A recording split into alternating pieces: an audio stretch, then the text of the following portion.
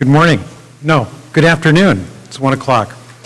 I am Randy Fiorini, Chairman of the Delta Stewardship Council, and it's my pleasure to call the 10th meeting of the Delta Plan Interagency Implementation Committee meeting to order. First, a few housekeeping items. This meeting is being broadcast via the web.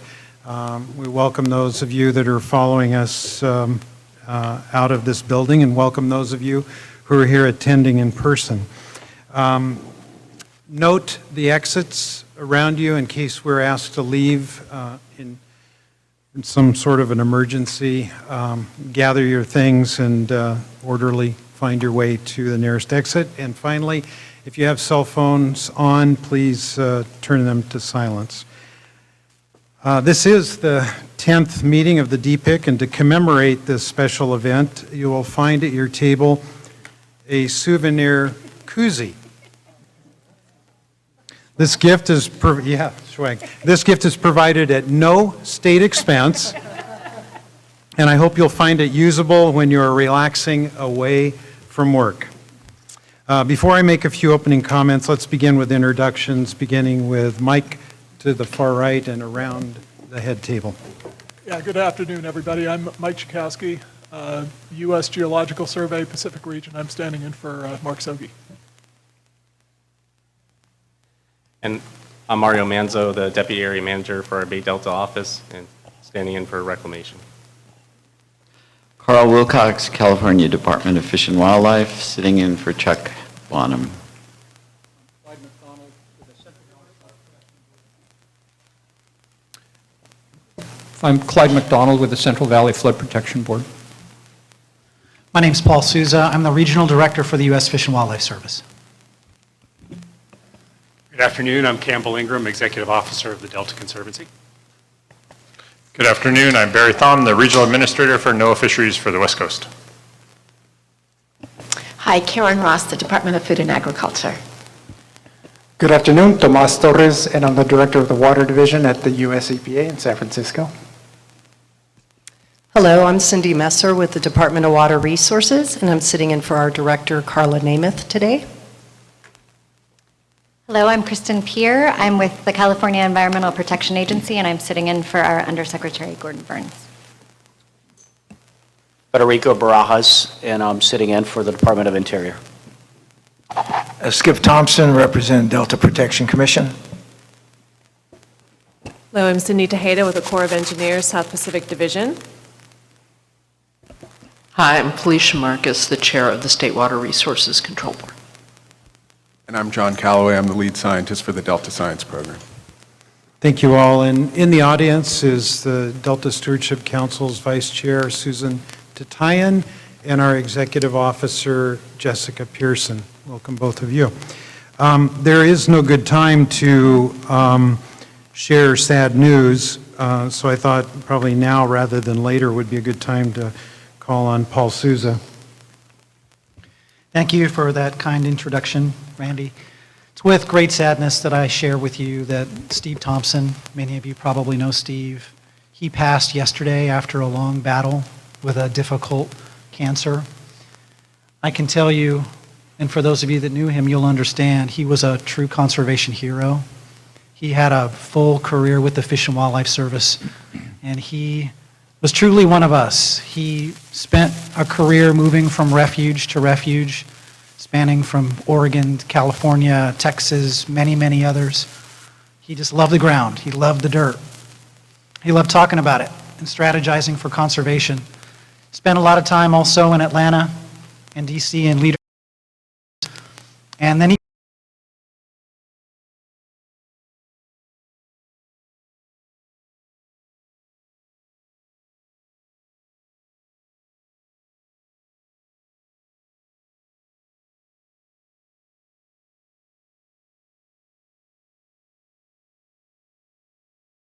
once in a while you have the chance to meet someone that you felt like you should have known for all your life. He took me under his wing. I used to joke he's like a guardian angel for me. He would give me advice about how to help get collaborative conservation done, and I like to think we had a lot of the same vision for it. He He really cared about people. He really cared about the Delta. He cared about California water issues, and he would never hesitate to give me his best guidance. The last thing I'll say about him, and the thing that I admired most, was he was a tremendous family man. He has a beautiful wife, Renee, still in the Sacramento area, beautiful daughter, Maya. She called me early this morning with the news, and another beautiful daughter, Gina. Just maybe 3 weeks ago, some of us were at a terrific event at the Yolo bypass to celebrate some of the work we're doing to try and create fish food to help our fisheries. And I met his grandson for the first time with Maya. So he would have wanted us to celebrate him. He would have wanted us to maybe have a glass of wine tonight and reflect upon our time together. But then he would have wanted us to get back at it. So thanks, Randy. Thank you. Yeah, thank you, Paul. And Steve was certainly a can-do.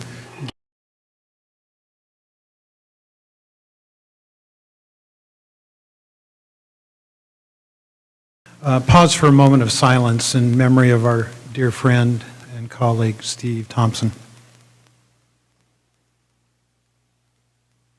Amen.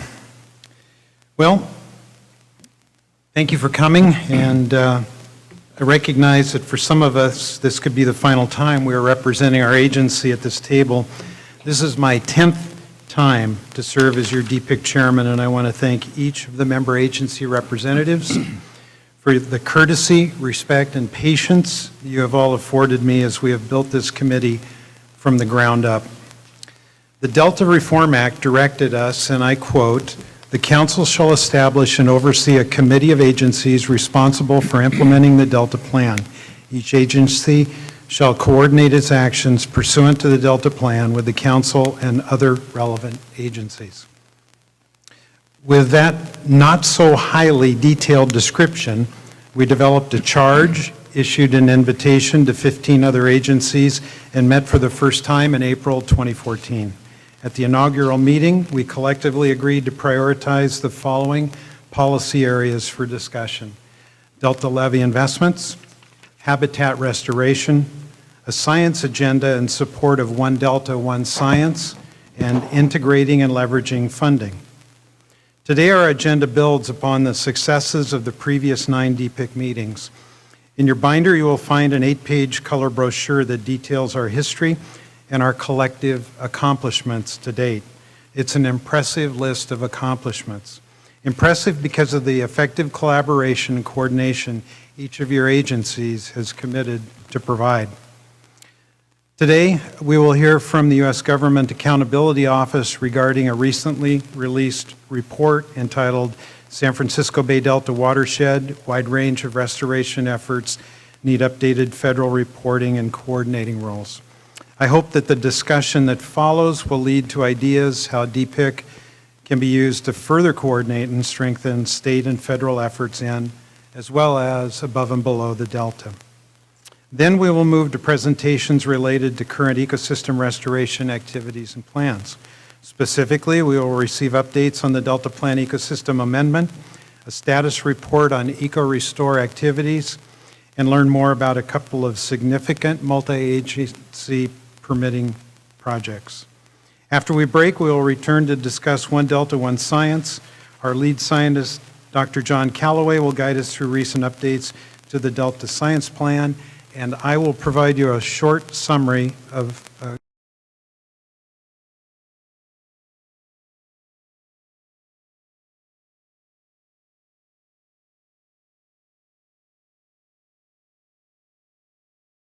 eradication. Following the presentations, you will be asked to endorse and appoint an appropriate representative from your agency to participate in a multi-agency nutria work group. Lastly, because it's near the end of an administration, I want to save some time at the end of the meeting for your thoughts about DPIIC achievements you have witnessed and hear any of your suggestions about how to improve the effectiveness of this committee's work into the future. Following all of these presentations, there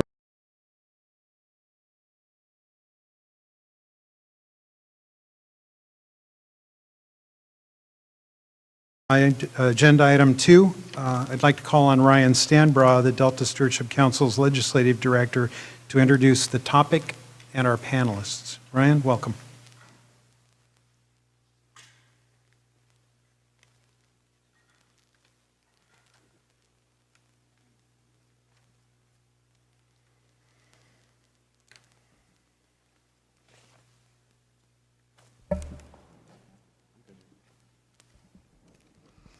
Good morning. Thank you, Mr. Chair, and good afternoon. Good afternoon, committee members as well. As Randy mentioned, I am Ryan Stanbra. I am the Council's Legislative and Policy Advisor.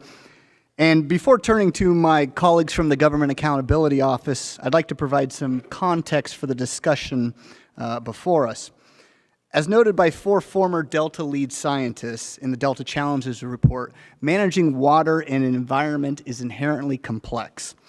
The institutional landscape of the Delta, where more than 200 public entities lay claim to some aspect in the region, not only underscores the critical importance of collaborative efforts like this committee, but also the need to assess the impact that such efforts have on decision-making in the region. Ultimately, decision-makers must know how things work before solutions can be developed. By analyzing the level of collaboration occurring in the watershed, the GAO report addresses this knowledge gap while also offering tangible solutions that seek to improve the understanding of governance in the region. And with that, Mr. Chair, I'll turn it over to Ms. Iott and Mr. Gorman to discuss their work in more detail. Thank you, Ryan. Welcome. Thank you. And thanks, Ryan. And I'd like to start off by thanking Ryan and Amanda Bowl and the committee members for inviting us today. It's a real privilege to have the opportunity to share our work with you. As Ryan said, my name's Chad Gorman. I'm an assistant director with GAO's Natural Resources and Environment team.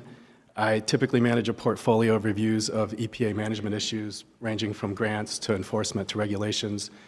My colleague Susan Iott, manages a portfolio of, she's an assistant director with our Natural Resources and Environment team as well, and she manages a portfolio of water issues, including drinking water and water quality. And she also manages some of our broader ecosystem reviews. I'm going to take a quick minute to just briefly go over who we are, who GAO is, and what it is that we do, before I talk about our report on the Bay Delta watershed. GAO is an independent, nonpartisan agency that investigates how federal dollars are spent and advises Congress and agency heads on ways to make government work better and save taxpayer dollars. We're the U.S. government's audit institution, and we're part of the legislative branch. I like to tell folks in California that we're similar to the state auditor and the LAO, and we have very similar roles to both of those organizations, and that seems to make sense and resonate with folks. Our mission is to support the Congress in meeting its constitutional responsibilities and help improve the performance and ensure the accountability of the federal government. Our work is generally done at the request of congressional committees and subcommittees, or per direction in statute or committee reports, and we often provide information in the form of reports, like the Bay Delta report we're here to talk about today, and also in testimonies and legal decisions. Our work is independent. We determine our methods and approaches for obtaining evidence, and we draw our own conclusions based on the evidence obtained.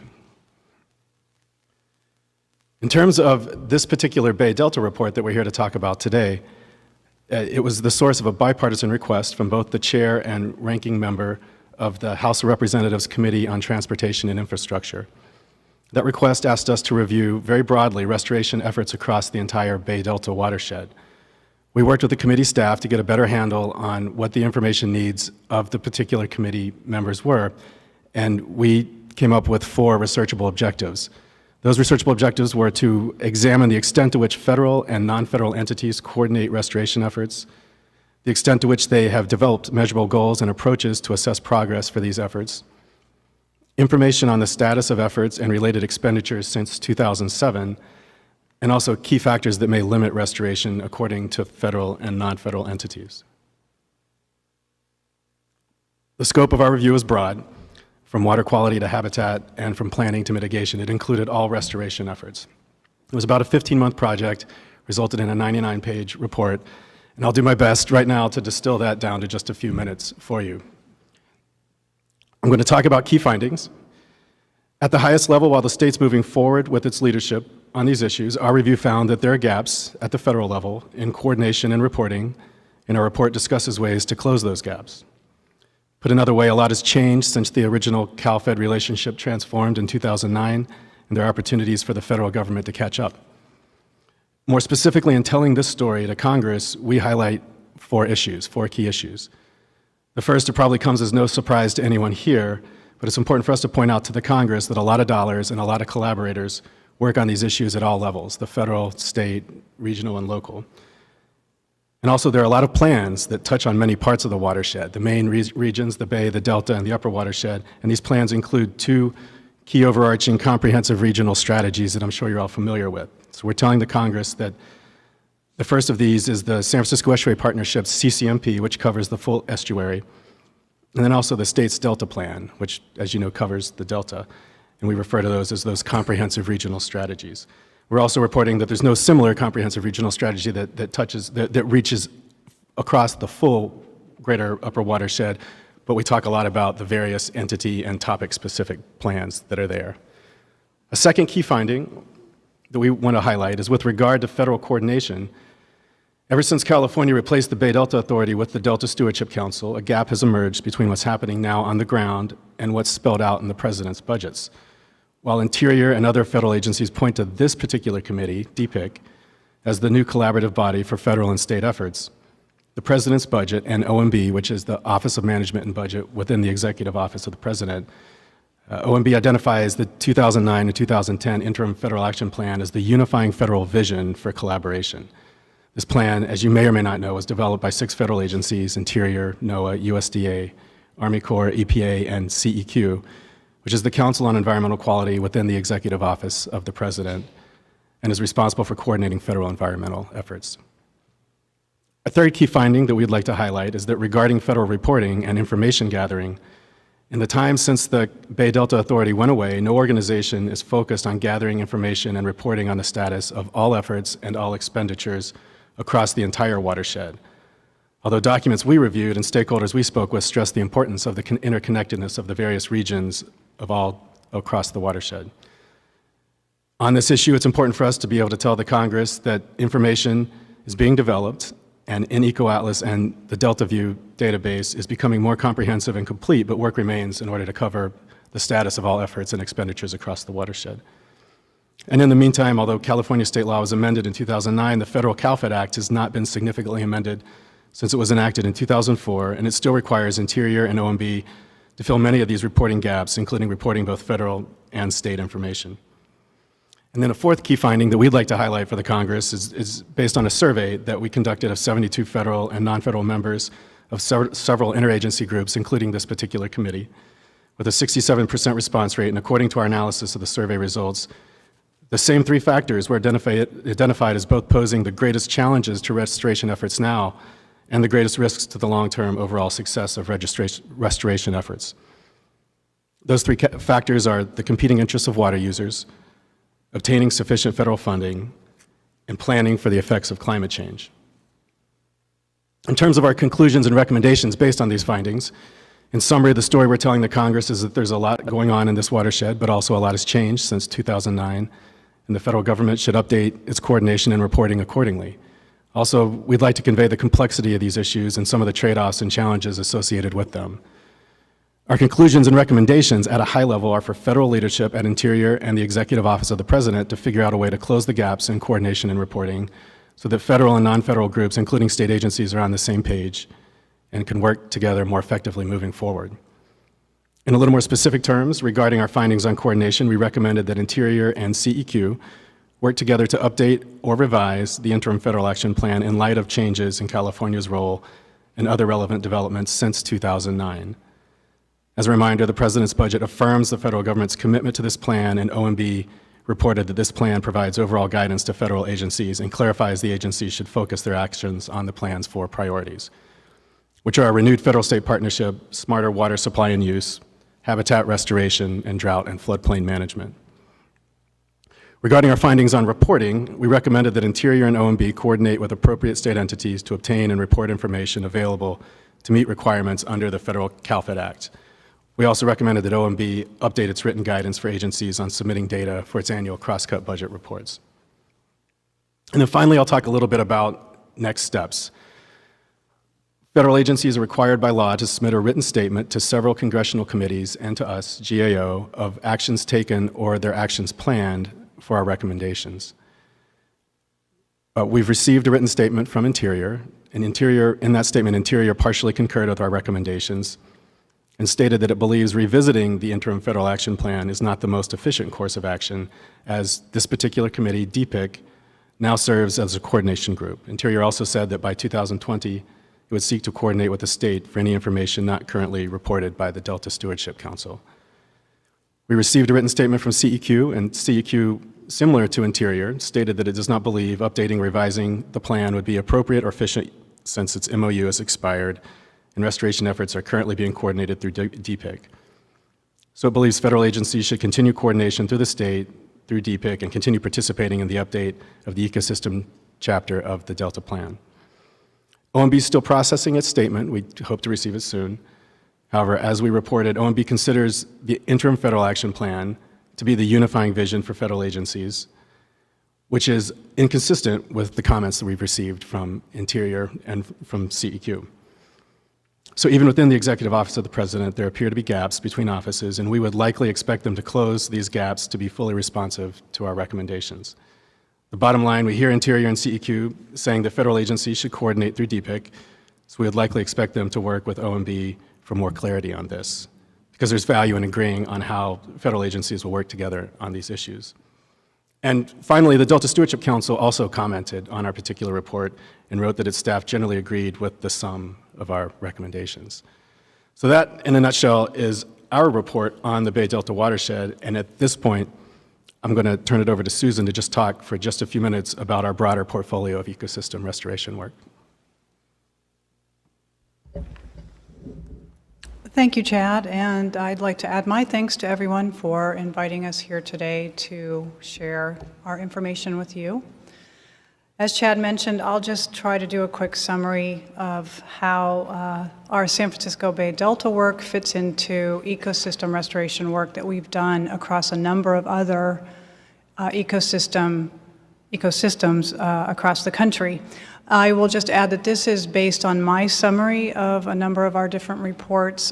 We have not yet done an across-the-board look at lessons learned from all of these ecosystem restoration jobs, although we think that that would be a good thing to do. And we are working with the Hill to potentially do that at some point in the future. So over the last 10 years or so, we have conducted a number of reviews on a number of large ecosystems across the country. And the map that you're seeing is a map of EPA's large aquatic ecosystems. They no longer use that term. It's called geographic programs now. Yet they still do focus their efforts on these large aquatic ecosystems across the country, as well as national estuaries. There are 28 national estuaries across the country where they focus their work and research under the estuary program. So over the last 10 years, we have received these requests to do work in a number of different ecosystem restorations. They are all requests, for the most part, from the Transportation and Infrastructure Committee on the House side. Some of the ecosystems that we have reviewed include the Great Lakes, the Chesapeake Bay, the Everglades, or the South Florida ecosystem, Long Island Sound, Puget Sound, the Columbia River, and others, including the San Francisco Bay. So we have done most work in most of those ecosystems that you see there. So I would like to just say a couple of observations from the work that we've done. All of the restoration efforts involve multiple jurisdictions, state, federal, multiple federal agencies, multiple state agencies, local and nonprofit groups, just like San Francisco Bay Delta. They involve many of the same types of restoration projects: wetlands restoration, mitigation, habitat restoration, water quality work, sediments, toxics, the like, nutrients. In the case of San Francisco Bay Delta, It's slightly more similar to the South Florida ecosystem restoration, where there's a concern about water quantity and flow, water supply, that needs to be restored to the ecosystem, whereas some of the others are more water quality oriented, like Chesapeake Bay and Great Lakes, for example, Puget Sound. The San Francisco Bay Delta does not yet have one organizing group, while most of the others do, although some of them are also in this process of organizing themselves. They're at different stages. But an organizing group is helpful. All of them but one involve federal funds and related requirements such as OMB cross-cut budgets. So you're not alone in providing cross-cut budgets. Most of the efforts have developed strategic plans and use performance measures. And in the past work that we have done as GAO, we have said that these are leading practices for organizing cross-cutting work that cuts across agencies and jurisdictions. That is a way to help organize those efforts. All but a few of the efforts have a science plan. And so organizing a plan around science is very helpful. And the factors that may limit or pose a risk to the restoration are very similar to those that the San Francisco Bay Delta effort faces. And so we do see that as a consistent area with the prior work that we have done. I will just close my comments there and say again, thank you very much for providing us the opportunity to speak with you all today. And I guess that we will be available to answer questions, or you will have a discussion. Great. Chad, Susan, thank you. First of all, any questions of the committee of either Chad or Susan? Yes, Paul. Thank you for coming and for your work. I appreciate it very much. I note the point that you made about the potential benefits from looking across different ecosystem restoration efforts and getting some lessons learned. There have been some efforts to make that happen, but I don't think any that have been comprehensive. I'd be curious, based upon your experience, can you give us some items that you think are strengths and also weaknesses for Bay Delta versus others?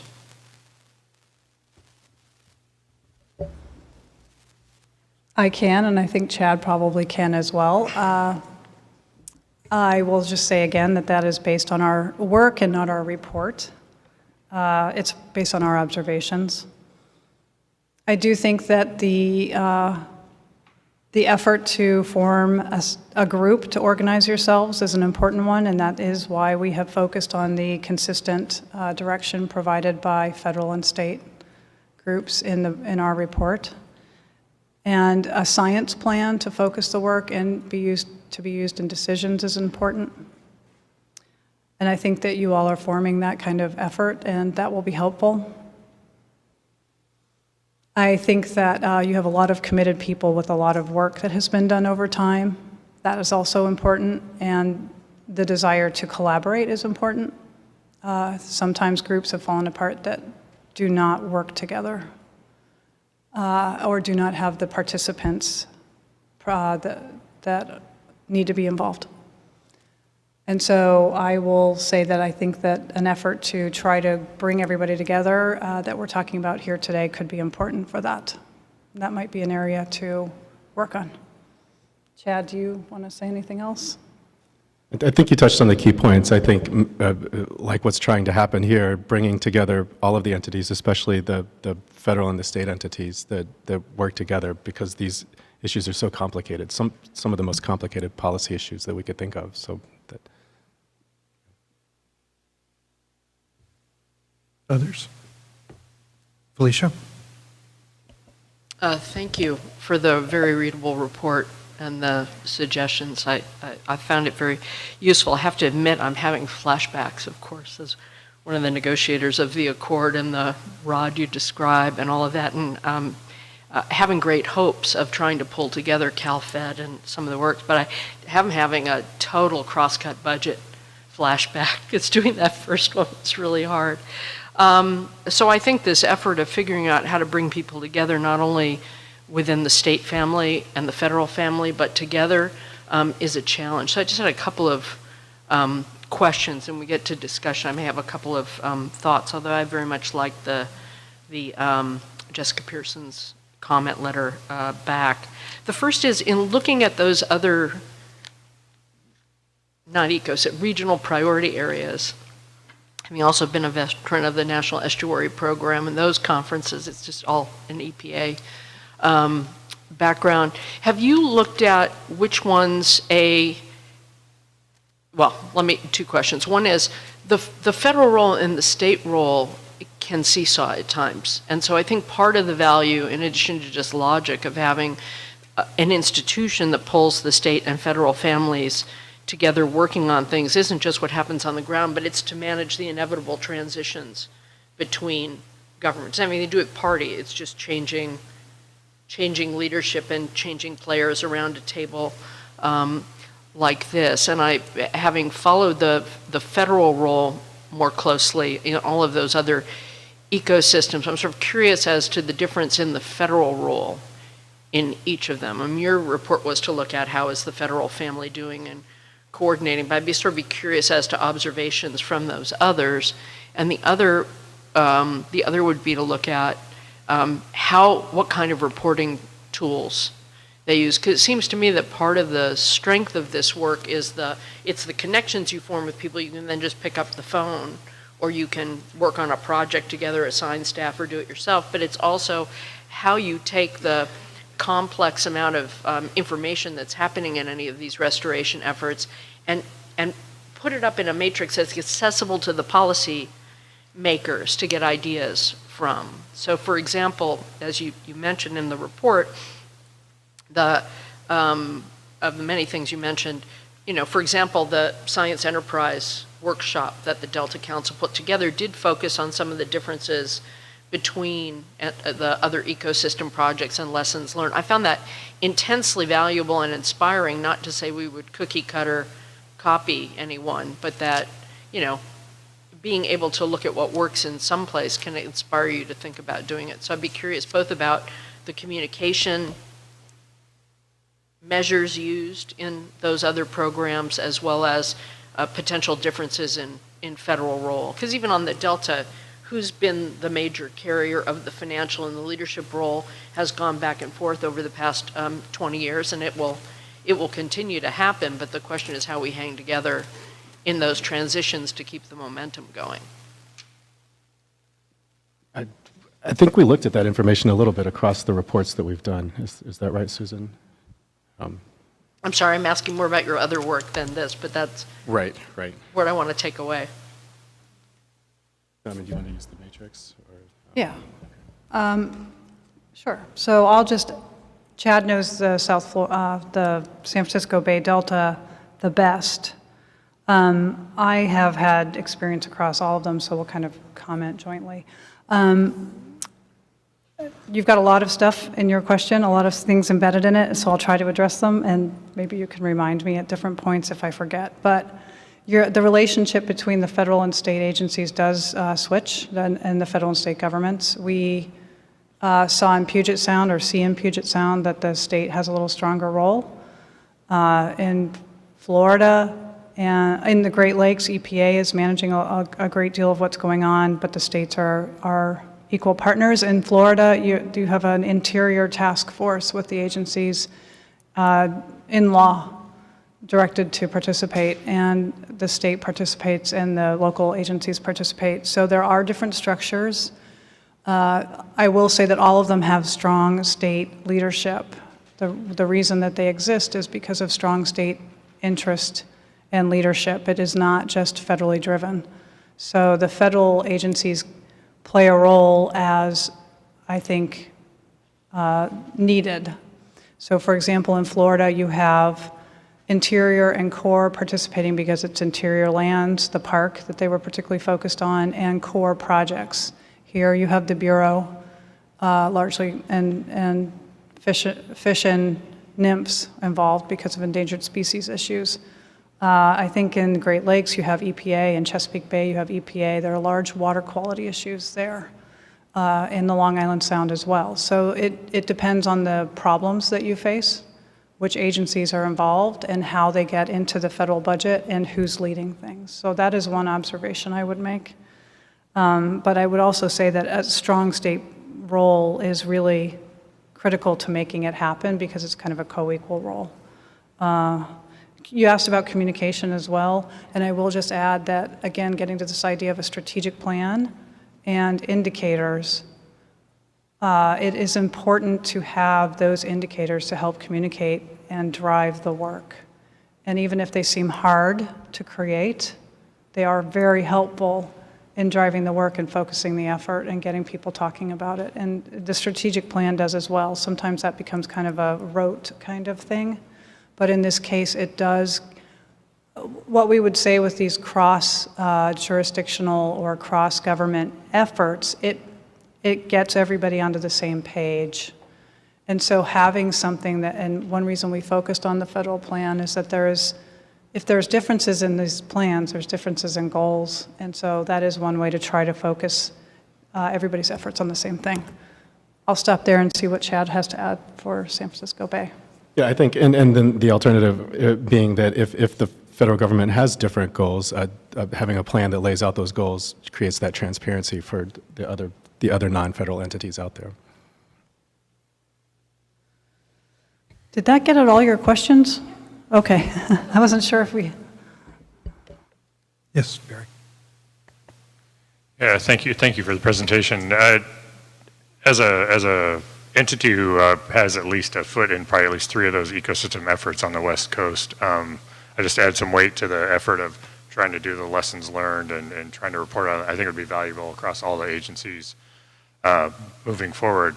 One of the challenges, which we may be talking about later, related to the California component, is this issue of how do we get at the potential expansion or comprehensive nature of what we're dealing with in the Central Valley versus the Delta and trying to do that. And I think that's just an issue of concern. And then lastly, and maybe just a question, is as you go through the reporting, is there consistent reporting of outcomes or performance across some of those different ecosystem efforts, or how does that look when you look across the different ecosystems in terms of actual outcomes achieved? Not yet. Not yet. But I think that they have picked a number of different similar indicators. But I think that there's still a lot of talk, as we noted, as somebody else noted, that there's still a talk about the lessons learned amongst those groups as well. So I think they're sharing those things. So some of the indicators could probably be the same and eventually, and some are similar now, but each group might have some things that they want to focus on specific to their region. Bird species or species that they're preserving, things like that.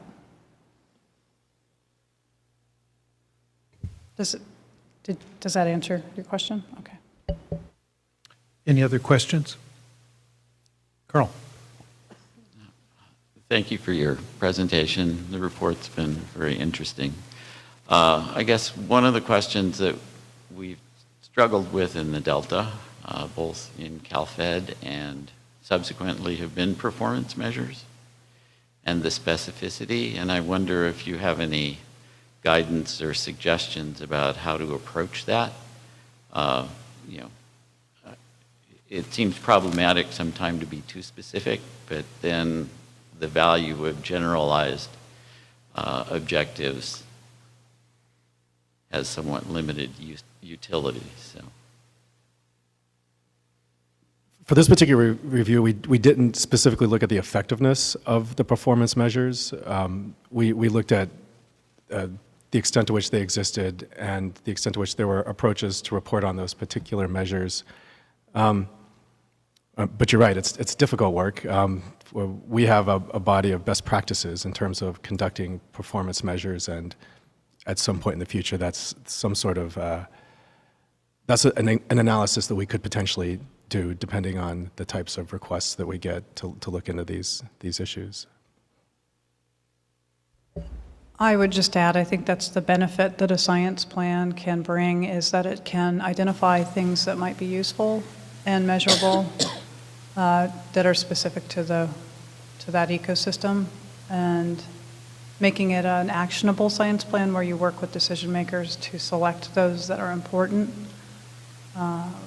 is also a way to try to focus on a few indicators that you can use without being too broad, too comprehensive, too detailed. You have to try to work and find the best ones that you also have the science for, and that means something. So, good luck. You do have indicators, though, as Chad said, and so that's a good start. Some don't have complete yet. John? To follow up on that, I think one of the challenges that you point out in the report is the link between the bay, the coordination between the bay, the delta, and the watershed. So are there any good examples of how performance measures have been used in a system across a watershed, rather than just like in the Everglades or in the Chesapeake and Estuarine system, but linking across that broader system? You've seen the Everglades. Yeah, that's what you were saying. I think aside from those, I think the Great Lakes is still trying to figure it out. They don't have the more mountainous type of situation that you have. I think they're still trying to work on a broad set of indicators, so I don't think they have it yet. I think that the Everglades, as far as I know, are the furthest along in coming up with indicators across an ecosystem, and then Chesapeake Bay, which you mentioned as well. I think the others are learning from what they're doing, and you, so.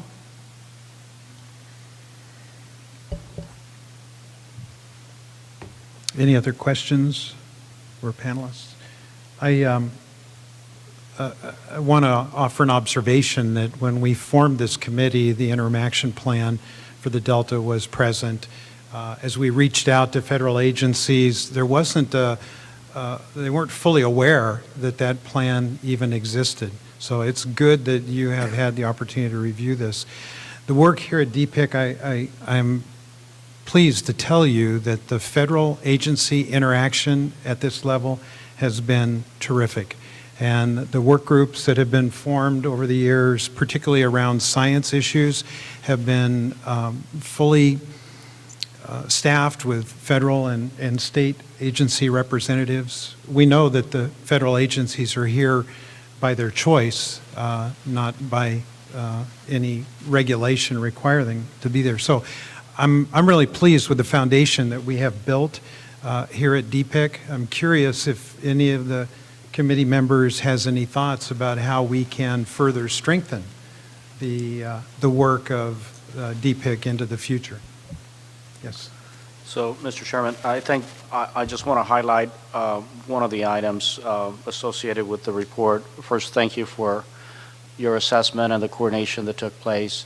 I think that's where the department is coming from and the response to the recommendations. There was a total of 7 recommendations in the report. 3 of those were directly related to the Department of Interior.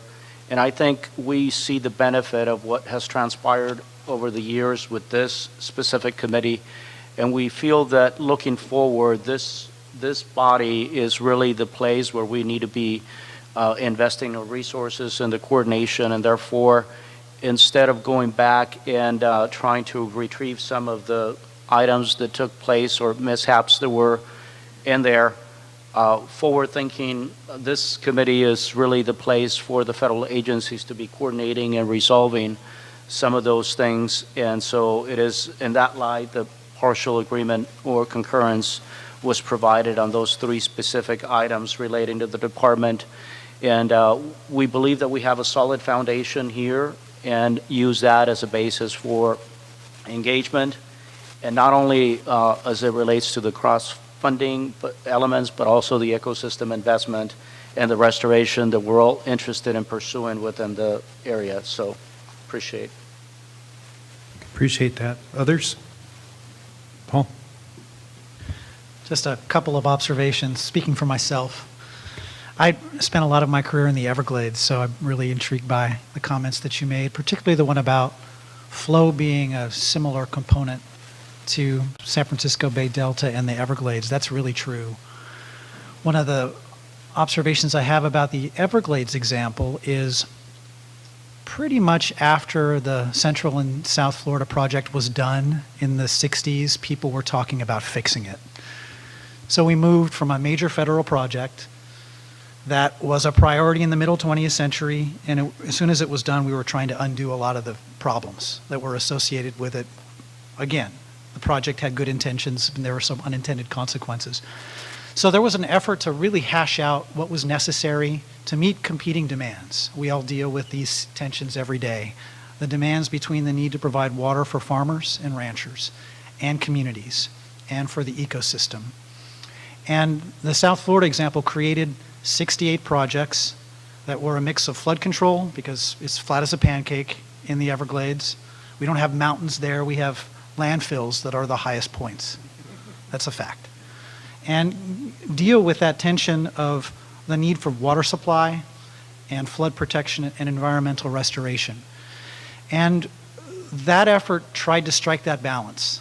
And in the process, it was perfect for none, but better for everybody than no action would have been. It's a tall order, but trying to grapple with that tension here, the need for storage, which we know can be wildly controversial, with also the need for water for our farmers and ranchers and communities and the ecosystem.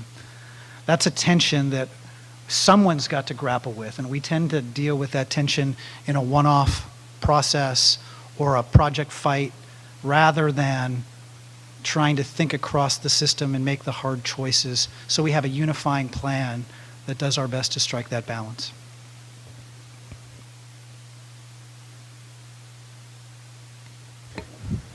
Anyone? Campbell? I think as an early step, and really sort of a small step, there might be an opportunity to simply build time into this agenda to look at the upper watershed and the bay and think about opportunities to coordinate, opportunities to learn about that connectivity, and opportunities to work together. So.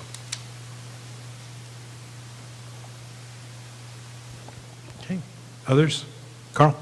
Yeah, I think, both within the collaborative science and adaptive management process and other efforts in the watershed, the Central Valley Salmon Habitat Partnership, there are definitely opportunities to start to pull things together, to develop specific plans that you can, science plans. We have a science plan, but we don't have specifics about what are we going to do relative to flow in the Delta, let's say, or ambient conditions associated with whatever goes on in the Delta. And I think those are things that we're trying to work on, to develop specific plans that can be where you can present a clear picture of what the science program is for a particular topic and how that integrates with other science plans, let's say Delta smelt and salmon. So I think those are things that are currently underway, but I think would provide a good basis for combining what's been done with the joint memo and several state initiatives like the Water Action Plan, the Smelt Resiliency Strategy, and the Salmon Resiliency Strategy, as far as pulling together something that could be joined, and I think this forum would be a good place to have those ongoing discussions. Okay, thanks, Carl. Anything else? Then Ryan, Chad, Susan, thank you very much for coming today and stimulating some good thinking. I appreciate your good work, and again, thanks for coming. And then we'll call you separately and ask for which is your favorite, as opposed to putting you on the spot in open meeting.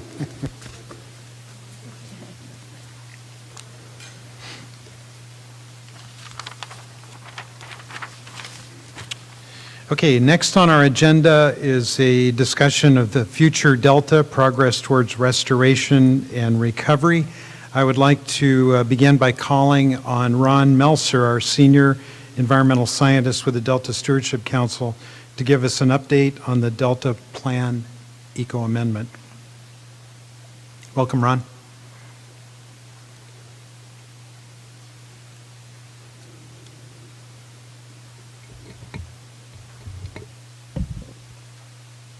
Good afternoon, Chair Fiorini, committee members.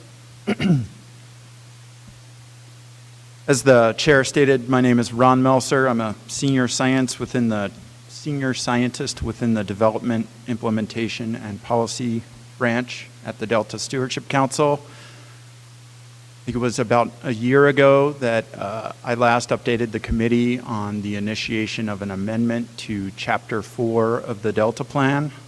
Over the past year, my team, with support from leadership at the council, has been hard at work on an amendment.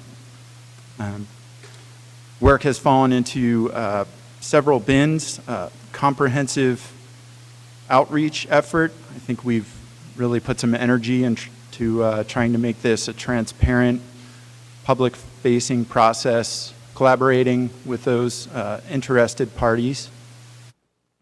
This process has included public meetings, workshops, many council presentations, targeted briefings, and coordination. And we've engaged state and federal, local government partners, landowners, and stakeholders within the Delta, trying to reach into the flood and water supply sectors, and also into the folks who occupy the landscape. Another aspect of the work has been technical in nature. We've really focused on updating our understanding of the existing or ambient conditions within the Delta. Lots of exercises with understanding sea level rise, subsidence, and then some of the human-related aspects of the Delta as they are today, land use, urban planning data sets, assessing vulnerable components of society, all of these as they pertain to restoration and the opportunity to manage the ecosystem. A significant milestone of our technical work was the development of 3 science synthesis papers, one of climate change, one of an understanding of the existing condition on the landscape, and one of the approaches to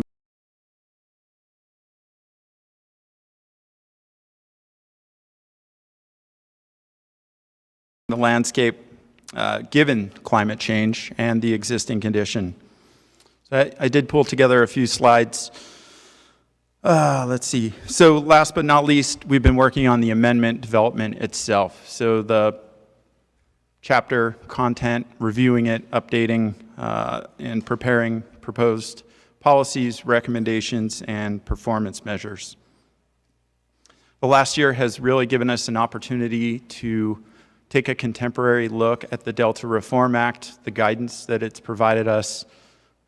Some of that content from the Act is included in this first slide, so target outcomes, strategies to achieve those, and ask for the best available science to be used in this process, quantified or measurable targets, and science-based, transparent, and formal adaptive management strategy implementation.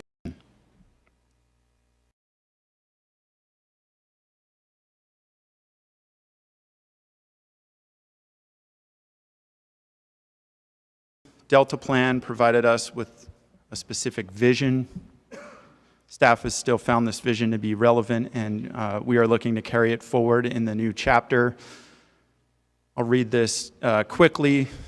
It's the successful establishment of a resilient, functioning estuary and surrounding terrestrial landscape capable of supporting viable populations of native, resident, and migratory species with diverse and biologically appropriate habitats, functional corridors, and ecosystem processes. Now, as you all know, the 2013 Delta Plan was written in the context of the Bay Delta Conservation Plan development. Now, that's a state permitting mechanism, the Natural Community Conservation Plan, which leverages or sets a high bar for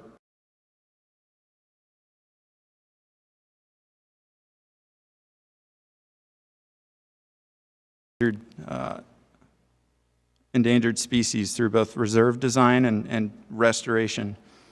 So in anticipation of the implementation of this plan, the existing chapter was written in a way that provided high-level guidance for restoration practitioners and also sought to protect opportunities on the landscape at that time to see the implementation of the plan move forward.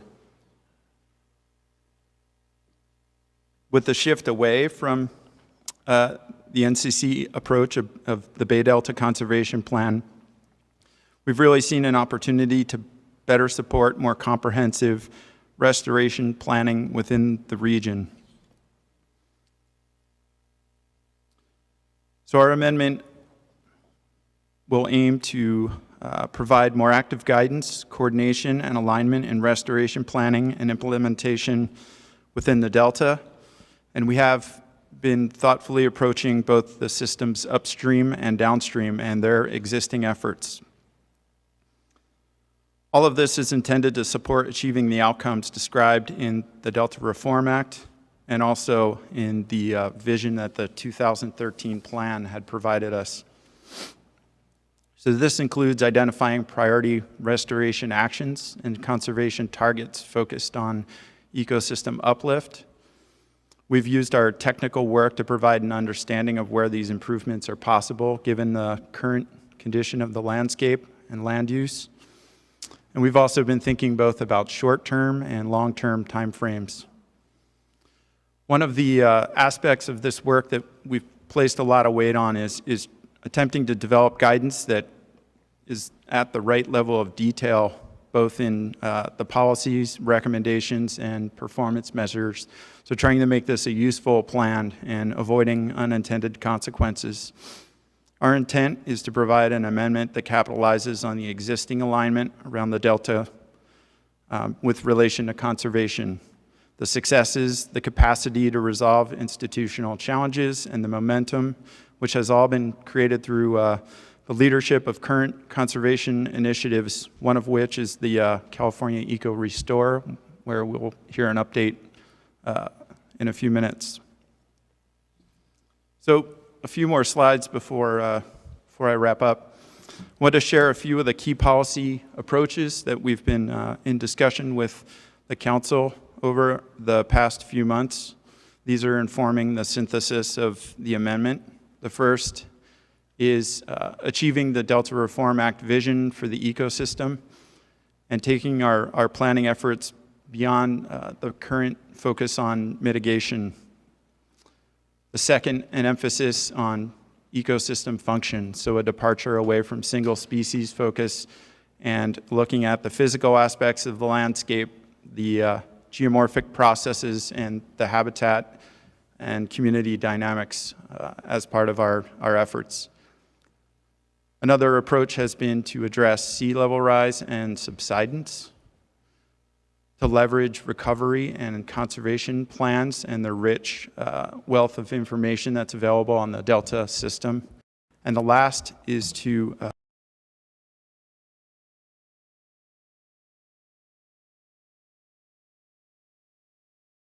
regional fashion.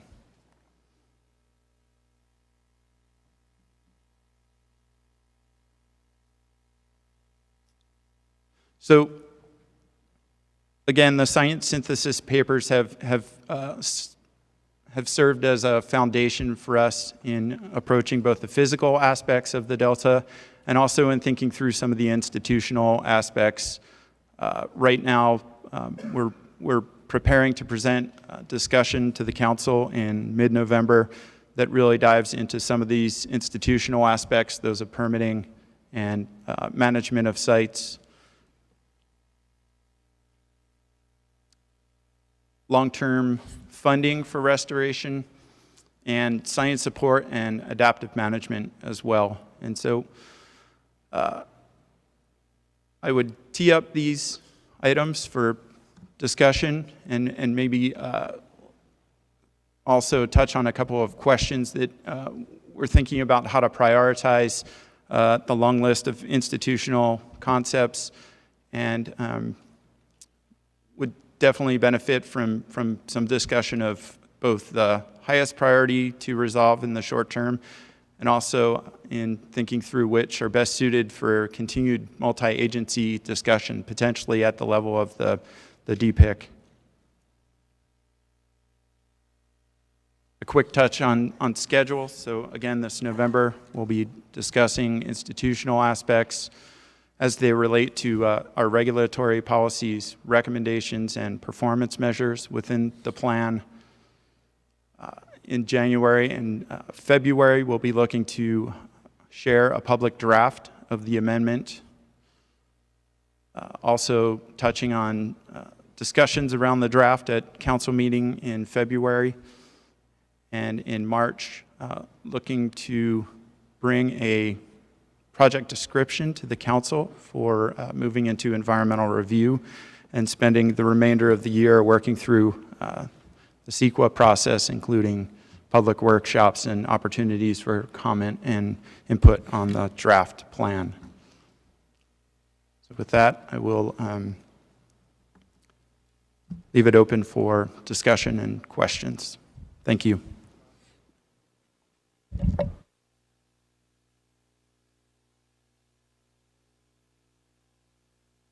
Hello, there we are. Thank you, Ron. We appreciate the status and update report.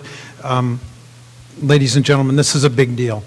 This is a once-in-a-20-year opportunity to establish a high-level plan to help guide all of our activities in the direction that we wish to go in the most beneficial way possible. So we bring this to you to keep you updated. There's lots of opportunities, as Ron has mentioned, to engage with his team and to help shape and form and fashion this ecosystem chapter amendment into something that we can all be proud of and use. Are there any questions of Ron?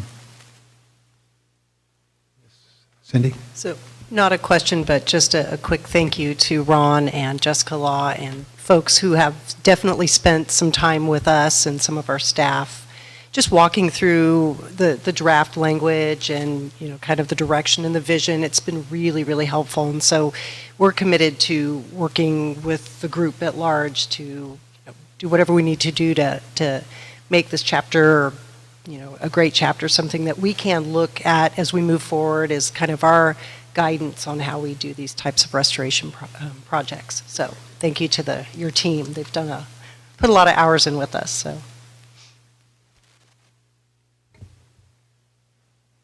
Anyone else? Paul? Thanks for your work. Really appreciate the presentation. I'd be curious about two things. If you could give us a better sense for what the public engagement part of this is going to look like. It looks like we've got a workshop planned. Are we going to have multiple workshops where people have the chance to weigh in and offer their ideas? And I wonder if you have thoughts about how we can use this amendment to help guide the funding sources that are available from those of us here at the table today, as well as other entities. So in the interest of brevity, I've sort of moved quickly through the outreach component of the effort. I should take a step back and say that we have had a public meeting in the Delta, several workshops at council meetings to date, and we continue to present regularly at the council meeting or have an update on the agenda where public comment and input is available. There's been a lot of more organic and targeted engagement with various stakeholders and agencies, much like committee member Messer mentioned, where we are going out and speaking with folks and really taking the time to receive input and try and craft an amendment that supports everyone's efforts as they are undertaking, again, various aspects of work in the Delta, whether that be in the flood sector, water supply, the agricultural community. So there has been much outreach to date. So moving forward, November, February, bear with me on the schedule past that, but March, April, May, we'll be continuing to work with the council during council meetings. Again, whether that be specific briefings, or a request for action item or just an update within the executive officer's report. There's always interest in hearing public comment, I think, by the council and by council staff at those meetings. And then the CEQA process comes with its own stretch of public meetings and opportunities to comment on the process.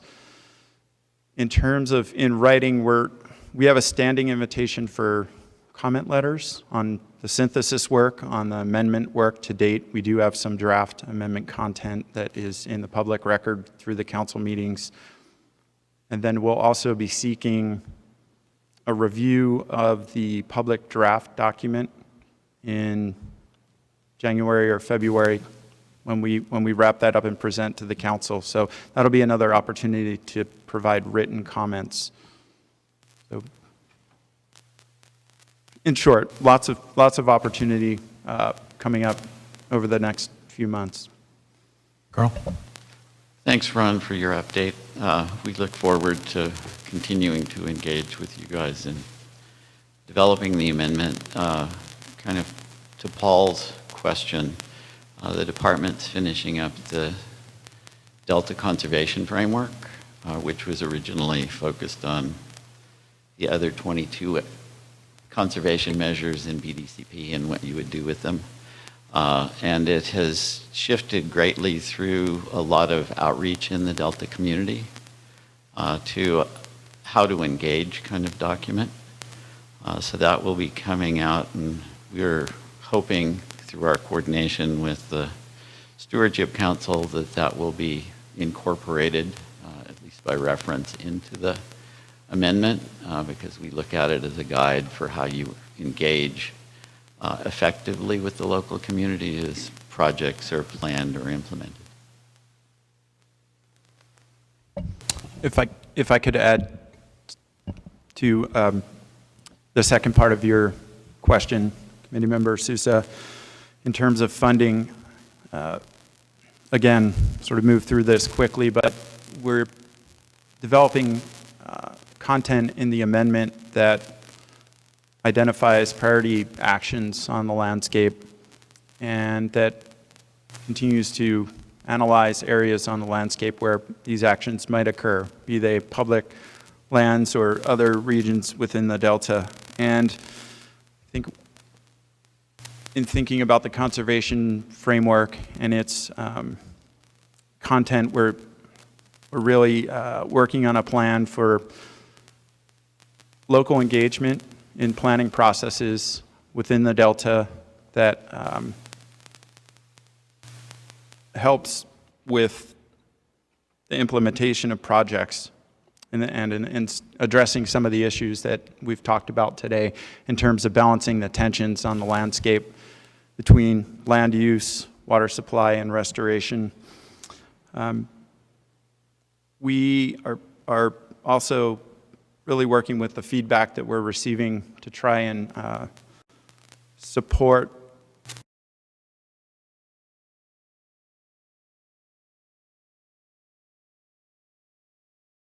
is only part of the equation if we're going to see a recovered ecosystem. And so we're thinking more broadly about how to engage future mechanisms to develop partnerships looking into the future and how to expand on the funding available for the activities that we're talking about. And so, again, I'm curious about the opportunities to work through the DPIIC forum on some of these issues. The other would be setting up permitting mechanisms that benefit restoration activities on the landscape and gaining efficiency on that side of the equation as well. So appreciate your question. So, Felicia? Just quickly, thank you for all the hard work on this. You're trying to navigate an incredible array of the various concerns on the ground and the environment, wherever. And it's, I agree with the chair how important it is and what a great opportunity it is. The only thing that may go without saying is just I think it's important to make, when you finally get down to it, an accessible vision that we can all buy into that then leads to being able to do things like draw all of us going for the funding source you talk about it, making permits, streamlining, it's not really the right word, or efficiency in how we work makes sense because we can see the goal versus being fear-based and figuring out how to do that programmatically. I think this body has done a good job pulling us together on even a large project-by-project basis, looking at eco-restore, which we'll talk about again, and getting us all to play our part, talking together rather than talking about whichever one happens to be out of the room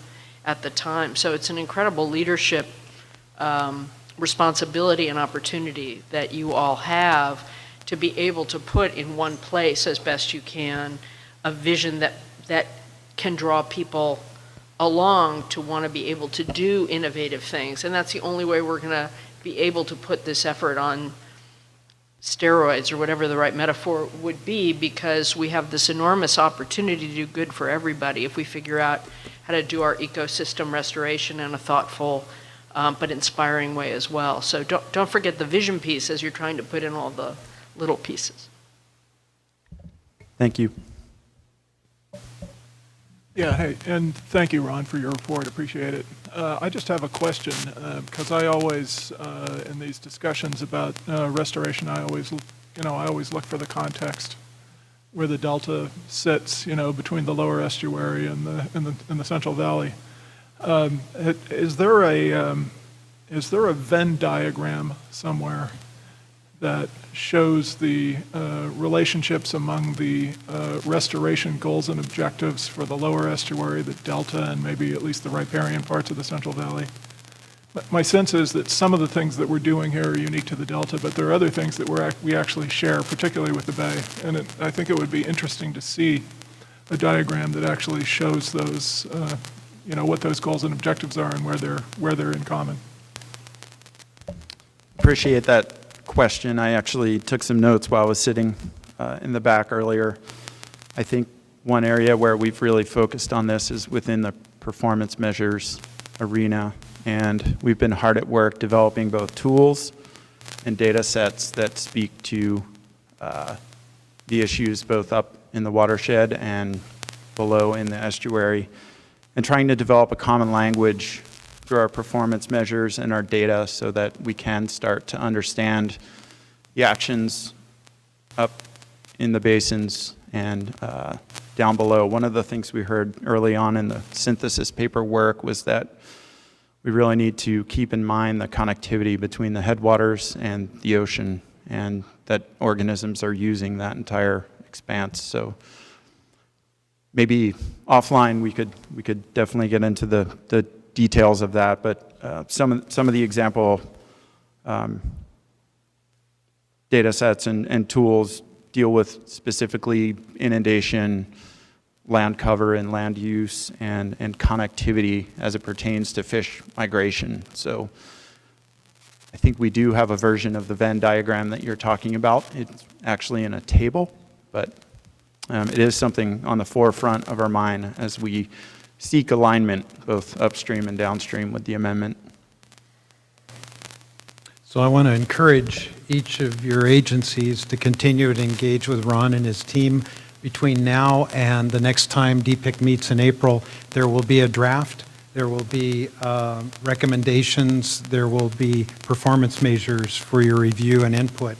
So continue to stay engaged, and collectively we'll make this a really good product. Ron, thanks for your leadership. Thanks for being here. Thank you.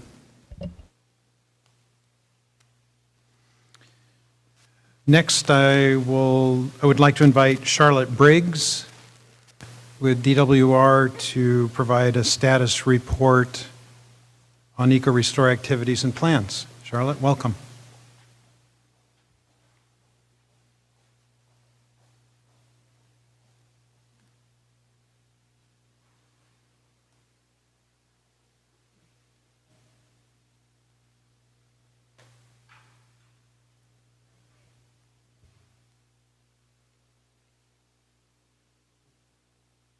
Thank you. Got it.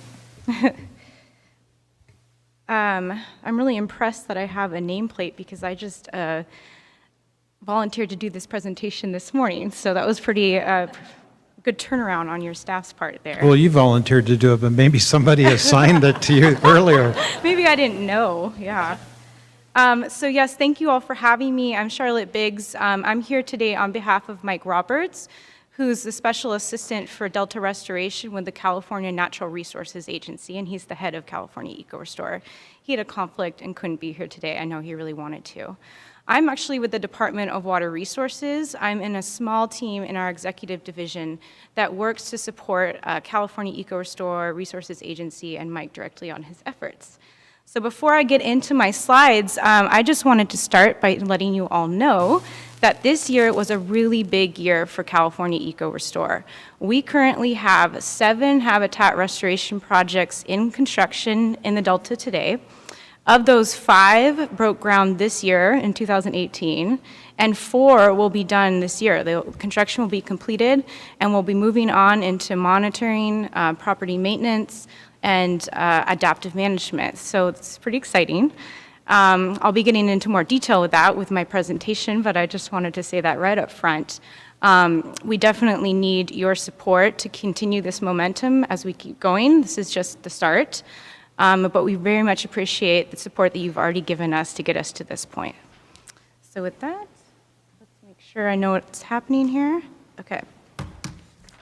So just a real quick background, California Eco Restore was established by the governor in April 2015. It's an initiative of the California Natural Resources Agency, and it also includes the departments under agency, my department, Water Resources, DFW, and the Delta Conservancy. We have been charged with accelerating at least 30,000 acres of habitat restoration in the Delta and Sassoon Marsh by 2020, so it's 5 years after we were established. And we do this in a few ways. The first is that we help identify new projects that we can add to the list and get them started. We also have been assisting many existing efforts through planning and permitting and design to get them to construction. And then the last way is that we are really focused on long-term planning and how do we address some of the institutional barriers that have been affecting our projects over time. So currently we have 29 efforts under this umbrella program, and I'll go into a little bit more detail on those on the next couple of slides. So this is our current project map. It identifies the 29 projects that I've been talking about, and we are adding to this as we go. It includes a pretty high-level timeline about when we are planning to break ground on these projects. It's a little fluid and always changing. It also identifies what type of habitat restoration they are, so whether that's tidal wetlands, floodplain, fish passage improvements, or carbon or subsidence and carbon sequestration projects. I just wanted to mention, especially for anyone listening in today, that this map is always changing, and we always have the most up-to-date version on our website, which is resourcescalifornia.gov. My next slide. So this is a snapshot on where we are in terms of implementation of all the 29 efforts under our umbrella. It starts here on the left-hand side with goal setting and site selection. So this is where we really decide if a project's feasible and if we can move it forward. Then we move to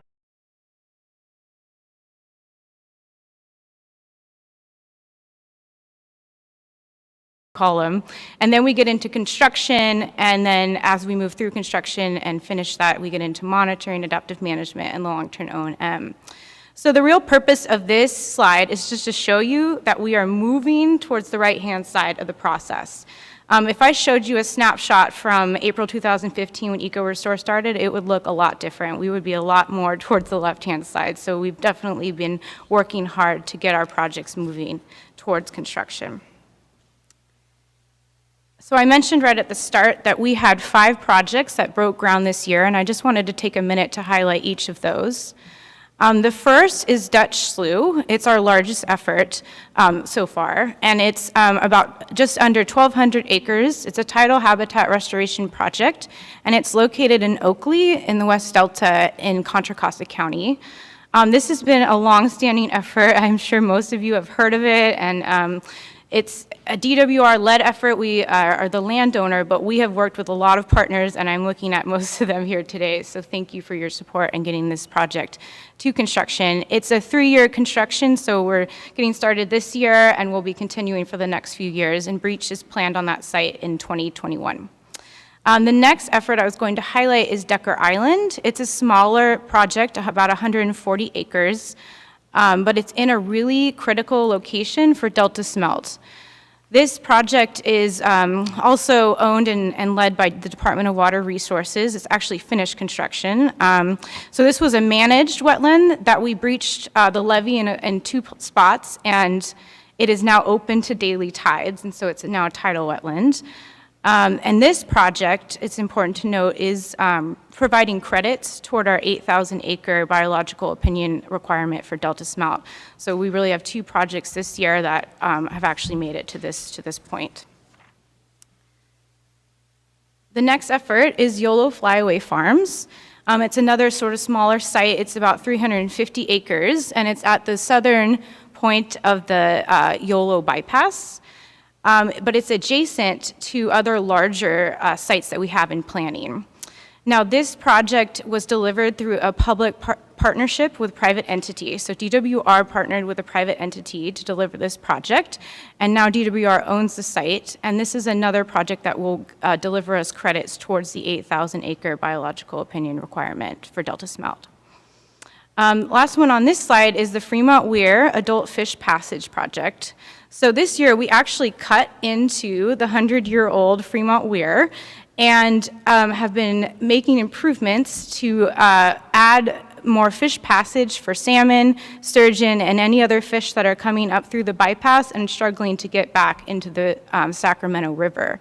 So the new structure is wider, it's deeper, and it has operable gates. So it's greatly going to improve our ability to assist these fish with their upstream migration. And this project is just about done. It might be done this week. The last project that I was going to highlight for this year is McCormick Williamson Tract.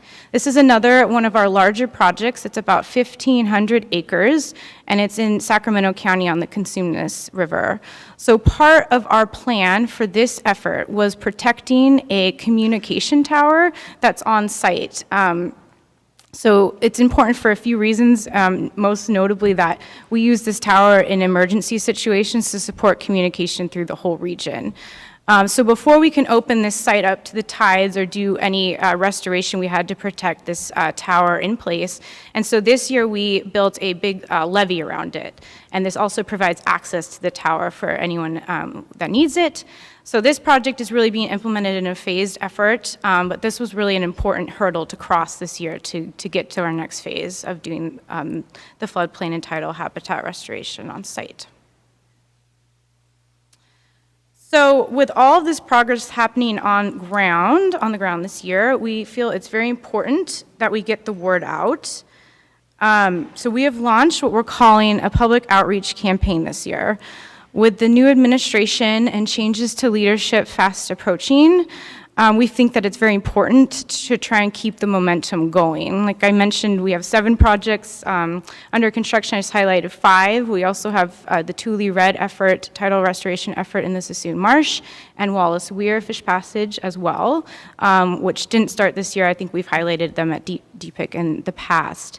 But what you saw the map, we've got 29 efforts as a whole, so we still have a lot more to go before we meet our restoration goal of 30,000 acres. So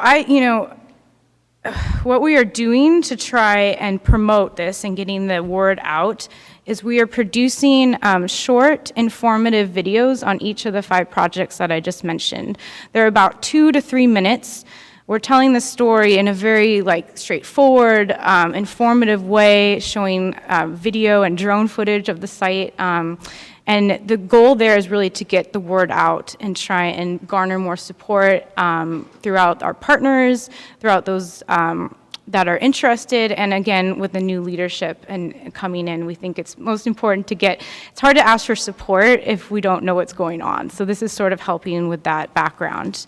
We've also hosted 2 events this year. We had a kickoff groundbreaking event at the Fremont Weir in May, and then we held kind of a closeout event at Dutch Slough just a few weeks ago in October. So we'll be rolling out these videos. The first one's going to be Decker Island, and we're putting that out this week with DWR Public Affairs support. So hopefully you'll see this. I wish I could show it today, but I didn't come prepared to do that. But it'll come out with a digital article, a blog post. We'll be posting it on social media, and so we're really trying to get the word out with these videos.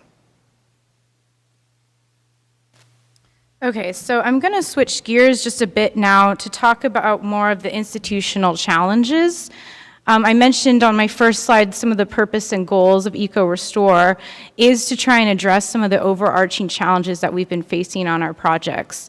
One of the opportunities that Eco-Restore really provides us is that we can take lessons we're learning on one project and apply them to future efforts, regardless of what program or even what department's been implementing it. If it has relevant lessons, we want to be able to capitalize on those. And so wherever possible, we are trying to move beyond one-off project-specific solutions and look towards more programmatic, sustainable, and durable solutions. So I'm going to just walk through a couple quick examples of that over the next couple slides. So one of the first steps in implementing restoration, which you saw many slides ago in our process chart, is real estate, and especially when you're talking about a tidal habitat restoration effort, you need to have control over the site. We normally do that through a more traditional direct acquisition, working with a willing seller, but early on we found that there were many roadblocks to doing this, and we needed to develop more dynamic contracting solutions just to have in our toolbox for when it made sense. So DWR and Resources Agency have worked closely with DGS to come up with a first-of-its-kind request for proposals for tidal wetland restoration efforts. We put this out in 2017, and we had 2 projects that we were able to fund through this mechanism. And one of them was Yolo Flyaway Farms, which I highlighted a few slides ago. So we actually got one project done with this, utilizing this RFP method.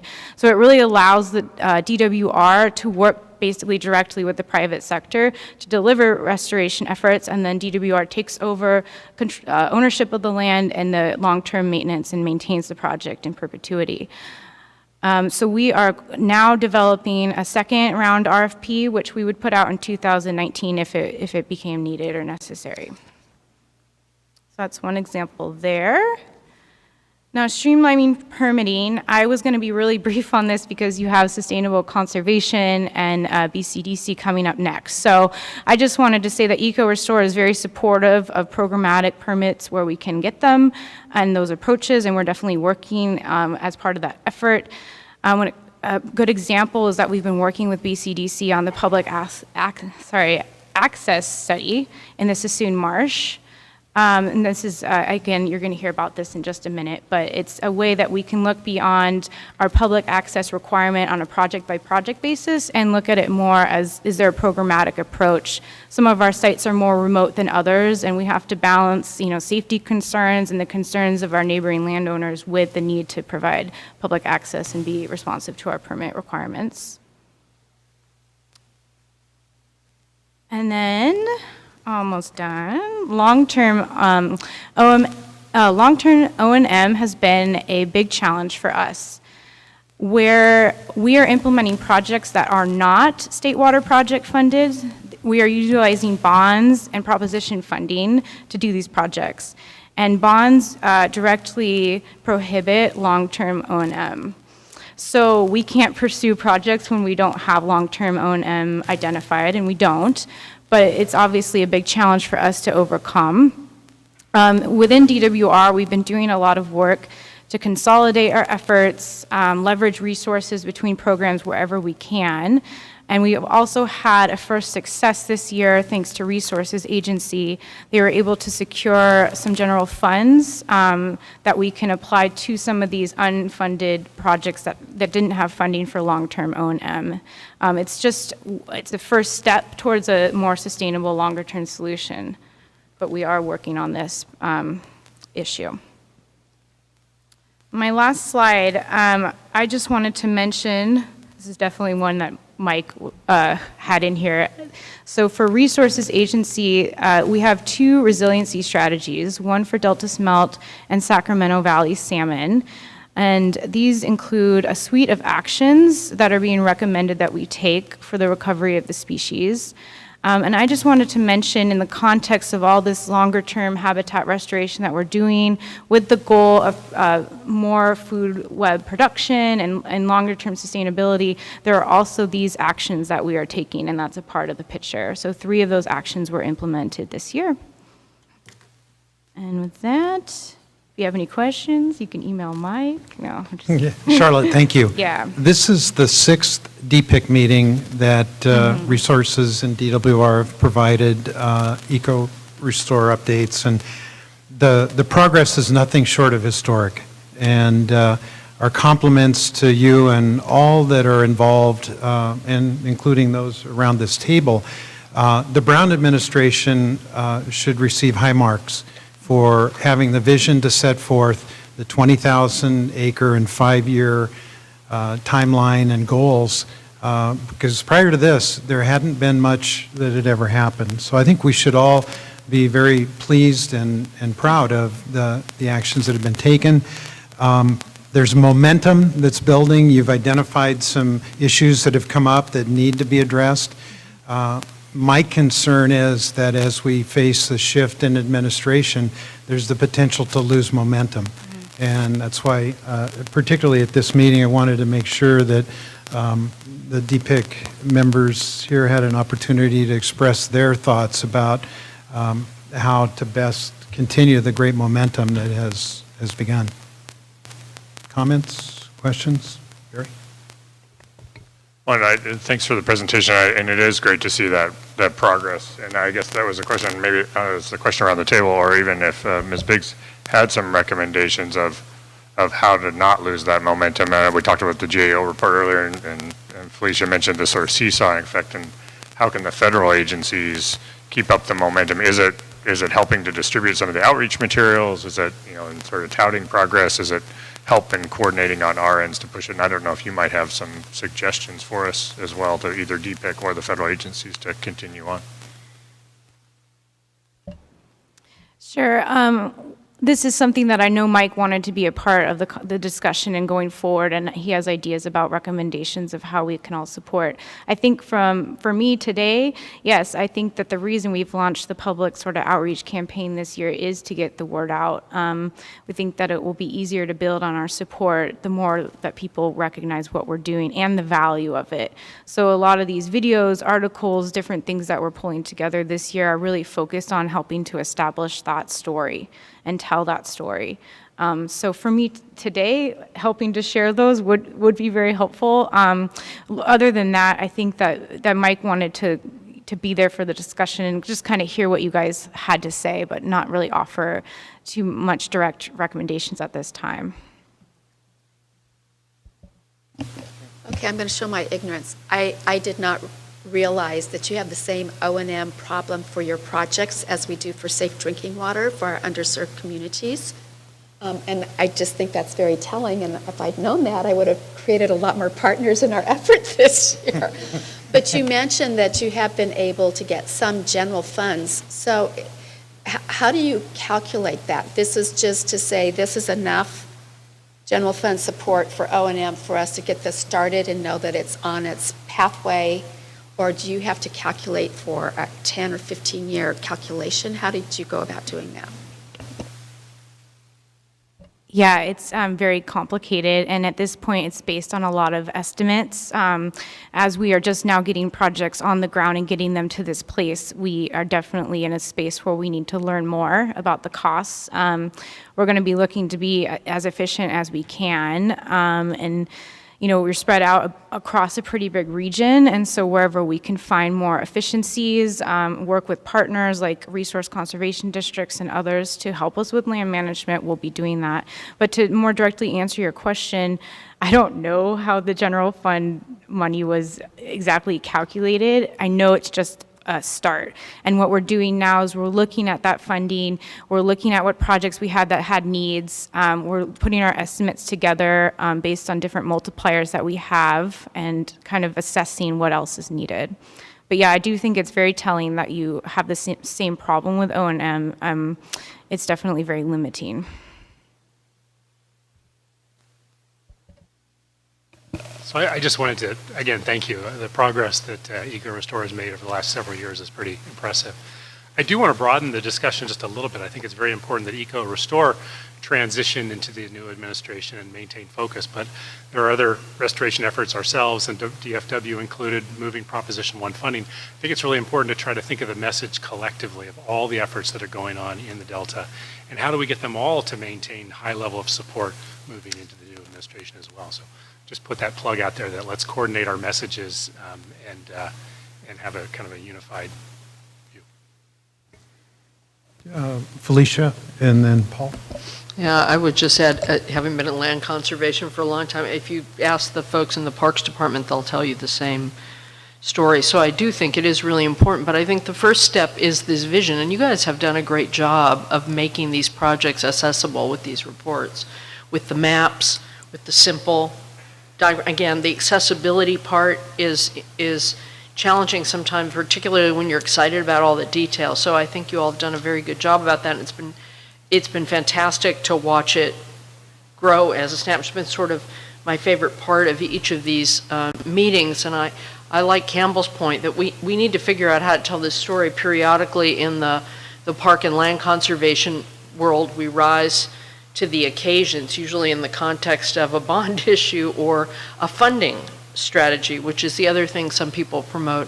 We've also gotten it through agreements with nonprofits who then help fundraise, or through supplemental environmental projects that come out of settlements. But part of it starts with that vision of you see them and you want more of them, and you see how they can solve multiple problems, but also lift our spirits and our sights and our hopes. So you're off to a good start, but I do think the idea of us coming together and strategizing on it more often, and as much as you've done a good job figuring out how to have those sort of accessible bite-sized pieces that we all can share with all of our various audiences is actually a really, really good idea. It's particularly heartwarming to those of us who are regulators and get to just try and encourage this, or can accept it, or can fund it sometimes. It's a wonderful world to be a part of, as hard as it is to make it happen. So my thanks to everybody working hard on the ground, and then the conservancies who are masters at it as well. Well, thank you for your presentation, and I really want to applaud EcoRestore for a couple of great years, and the state of California for its leadership in being able to provide funding for real projects on the ground, including the Delta Smelt Resiliency Strategy, as you mentioned, and the Salmon Resiliency Strategy. Carl and I had the chance to join a celebration really on the latest food test through the Yolo bypass. Some water districts stepped forward and found a way to have a pulse flow that increases food production that we're hopeful is going to help us learn more and make a difference, obviously. Also the Fremont Weir, just another wonderful story.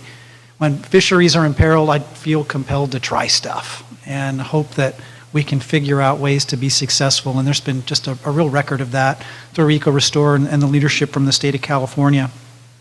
One of the things I'd love for you to comment on is, I know there's going to be monitoring efforts for these projects going forward to gauge success. And I hear this all the time. People say, okay, it's great, we're making fish food, but is it going to make a difference for Delta Smelt and fisheries broadly speaking? So I'd be curious if you could share a little bit about the monitoring effort that's underway. And I must admit, I was not aware of this issue with ongoing maintenance and operations. And I'm curious if you could share whether or not we have examples of the federal government perhaps coming to the table and being able to cover that cost. That's a good question. I'll start with your latter question. I'm not aware of examples with the federal government helping with O&M, but I have a pretty limited, knowledge on the subject, so it's something that we should look into for sure. And then in terms of the monitoring question, especially for the projects that are State Water Project and Central Valley Project funded, we have a really robust monitoring plan and program developed, and that is through a real close partnership with the Department of Fish and Wildlife. And so they and their staff will be doing the monitoring on those sites, and we'll be doing reporting that will hopefully help us learn more and apply more. And I was going to mention on projects that aren't State Water Project funded, like Dutch Slough, we still have a monitoring plan and adaptive management plan.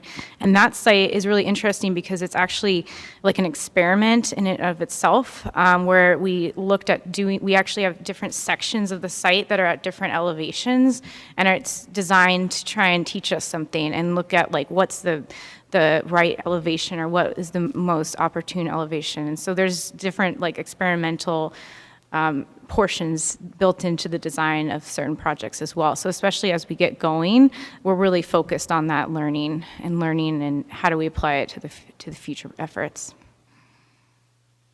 Rocher.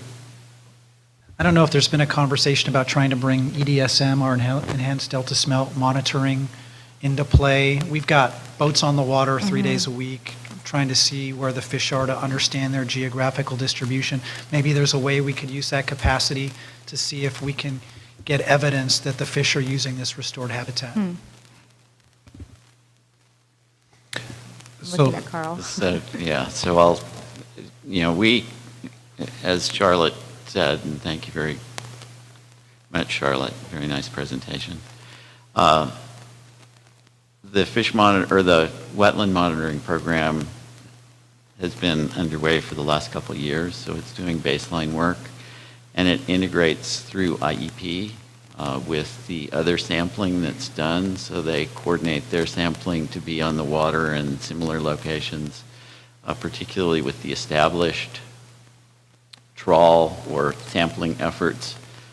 Traditionally, it's a little more problematic with EDSM since they're randomly selected and kind of all over, but certainly the Delta Juvenile Fish Monitoring Program is coordinated with, and I think, we'll be building a pretty robust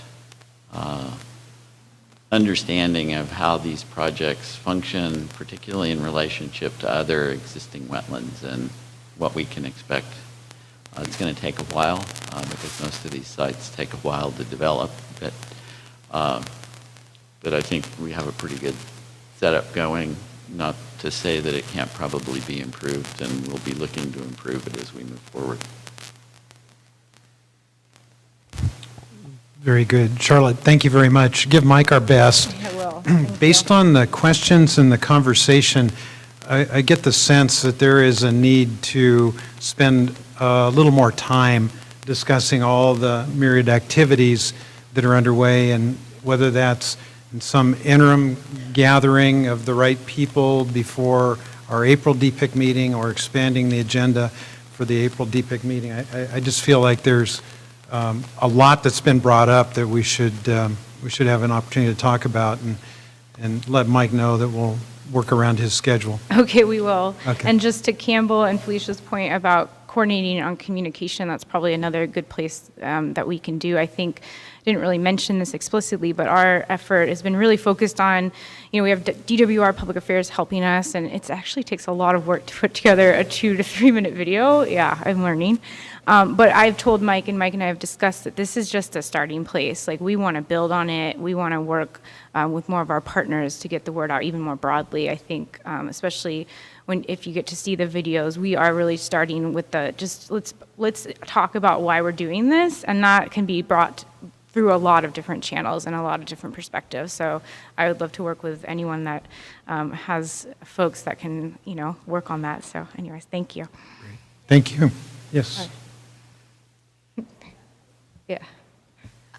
I'm just going to offer the support of Cali PA, your sister agency, to help support you in any way you can. It's really heartening to see this presentation. I probably share the sentiments of a lot of people around this table that, it feels sometimes like we work on only the most unsolvable problems. So to have real action being taken on the ground is really great to see. So thank you. Thank you. Thank you all. Thank you, Charlotte. Our final topic under Agenda Item 3 will be a discussion about efforts to improve multi-agency permitting. Erica Lovejoy, who you've heard from before with Sustainable Conservation, and Larry Goldsband from the San Francisco Bay Conservation and Development Commission, also known as BCDC, will be providing some very encouraging news. Campbell Ingram, the Executive Officer of the Conservancy, is on the front lines of supporting projects that have to receive a lot of permits. I think Campbell has some thoughts to share before Larry and Erica make their presentation. Well, thank you. I'm very excited to introduce this topic and glad that the committee will get the benefit of these presentations. This committee for a long time has recognized that permitting is one of the biggest challenges that we collectively face in getting restoration done in our system. And I think the two presentations you're about to hear are really bright spots in making progress in that regard. Erica with Sustainable Conservation is going to provide an overview of their statewide restoration permitting initiative that many of you have supported and contributed to around the table. And then Larry with the Bay Delta Conservation Commission is going to provide an overview of the BRIT, and I'll let him cover what the acronym means. But it's the Bay Area's emerging process to coordinate and integrate permitting that will provide dedicated regulatory staff to support the permitting for Measure A, Measure AA projects moving forward. So I think this is really exciting. I think these two efforts, potentially in combination, a streamlined permitting and maybe a DRIT for the Delta, really could be transformative in trying to help us through some of our more significant permitting challenges. So I'm very optimistic. I think it could be an elegant solution, and I think it's really, really important when we think about the previous presentation on updating Chapter 4 and looking at long-term restoration objectives for the Delta. It's just more important than ever to really think about how we move through this permit issue. So I'll turn it over to Erica and Larry. Look forward to your presentation and the subsequent conversation. Thanks, Campbell. Slides, please. Okay, hi everybody. I'm Erica Lovejoy with Sustainable Conservation, and I really appreciate the opportunity to be here today to talk to you about our statewide restoration permitting initiative. And just to remind those of you who may not know us of who Sustainable Conservation is, we are a statewide nonprofit that helps California by uniting people to solve some of the toughest challenges facing our land, air, and water. And we've got a number of programs that help businesses and landowners with environmental stewardship, but the team I'm a part of focuses on accelerating the pace of implementation of habitat restoration and related multi-benefit projects through the development of regulatory and policy incentives to help make it easier to get this important work done. And I was here, I think, about a year ago this week and briefed you on our statewide restoration permitting initiative when we were just getting started on this current phase of the initiative, and definitely a lot has happened since then. So I'm looking forward to giving you an update on our progress and then talking to you about where we're headed next. Okay, so just to refresh your memories, since it's been a little while since we all met, the statewide restoration permitting initiative is a coordinated process between the Army Corps of Engineers, NOAA Restoration Center, National Marine Fisheries Service, U.S. Fish and Wildlife Service, and State Water Resources Control Board to create a separate and more efficient permitting pathway for restoration and related multi-benefit projects in the Delta and across the state of California. So without getting into the technical details, these four agencies have interrelated permitting processes, and we are working with them to help develop coordinated programmatic authorizations for a variety of common restoration project types throughout the state. So by using the programmatic approach, we are able to write these authorizations in advance to cover the highest priority common project types. The conditions, the specific conditions and agency expectations are all spelled out up front. So that creates a lot more regulatory certainty and helps to protect the resources. And a lot of time and money are saved because of this, and a lot more money is available for on-the-ground work because it saves time for both regulatory staff and restoration proponents. So since staff are very busy, they often don't have the time or the resources available to dedicate the initial upfront work that it takes in order to develop programmatic authorizations. It definitely takes a lot of work to do that. Sustainable conservation is able to provide technical assistance to the agencies. So our role with this statewide initiative is to coordinate the agencies, facilitate the entire process, and then we will develop the key permitting and environmental compliance documents. And the goal with this initiative is to have the authorizations in place by the end of 2020.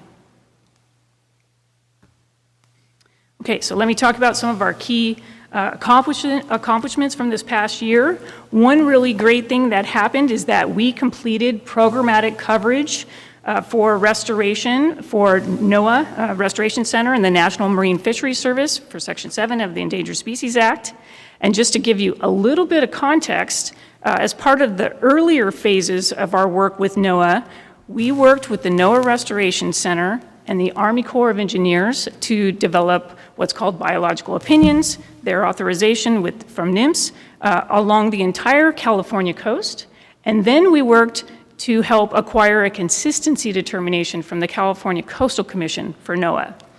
More than 150 projects have moved forward under these authorizations over the past 10 years. Very successful program, and we're looking forward to seeing more with that. So that's kind of the example, the framework that we're working under. So with NOAA having their programmatic coverage in the coastal areas, there was a gap for the Delta, the Central Valley and the Delta for coverage for anadromous fish. So we worked closely to fill that gap with the NOAA Restoration Center, National Marine Fisheries Service, and the Army Corps of Engineers. And a biological opinion was just signed for the Central Valley and Delta in August. And so this biological opinion is going to help many of the key Delta restoration projects funded through Prop 1, Eco Restore, and many other sources. And there's been tremendous interest. We're really happy to hear that. And we've heard from the NOAA Restoration Center that they anticipate approximately 25 projects during the first year of implementation of this biological opinion. And in the future, up to 60 projects per year could be authorized under this biological opinion in the Central Valley and Delta.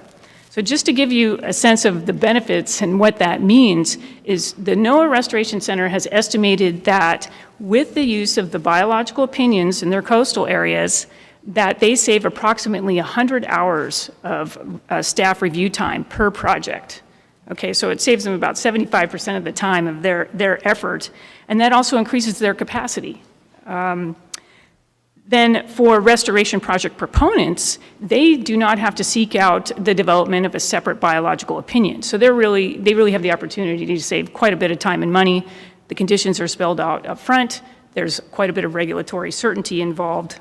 And then they really truly work in partnership with the agencies. This is a great opportunity using these programmatic permits for regulatory agency staff to really work with project proponents to move these projects forward. So we definitely want to thank NOAA Restoration Center and the folks at National Marine Fisheries Service, Army Corps of Engineers for that collaboration. Okay, so in addition to the new NOAA Central Valley Biological Opinion, over the past year, we've also worked with the other agencies involved to secure final letters of support and to establish teams, dedicated teams, at all of the field offices for the Fish and Wildlife Service and at the Regional Water Quality Control Boards, so they can provide the key input on the permits, the environmental protection measures, and the environmental compliance documents. That's essential to get their input. They need to be able to use this and have it be beneficial to them. We've also drafted the project types that would be included under the initiative, species that would be included under the biological opinion for Fish and Wildlife Service, general protection measures, and timelines, all in collaboration with the agencies. And these will all be refined with agency input as we move through the process. And then last but not least, we've conducted significant outreach to project proponents. And we've been doing this for quite some time because we work very closely with both restoration project proponents as well as agencies. And we've gotten quite a bit of feedback on different organizations' priority project types that they will be working on over the next 10 years, and a lot of information to help inform the content of the permits.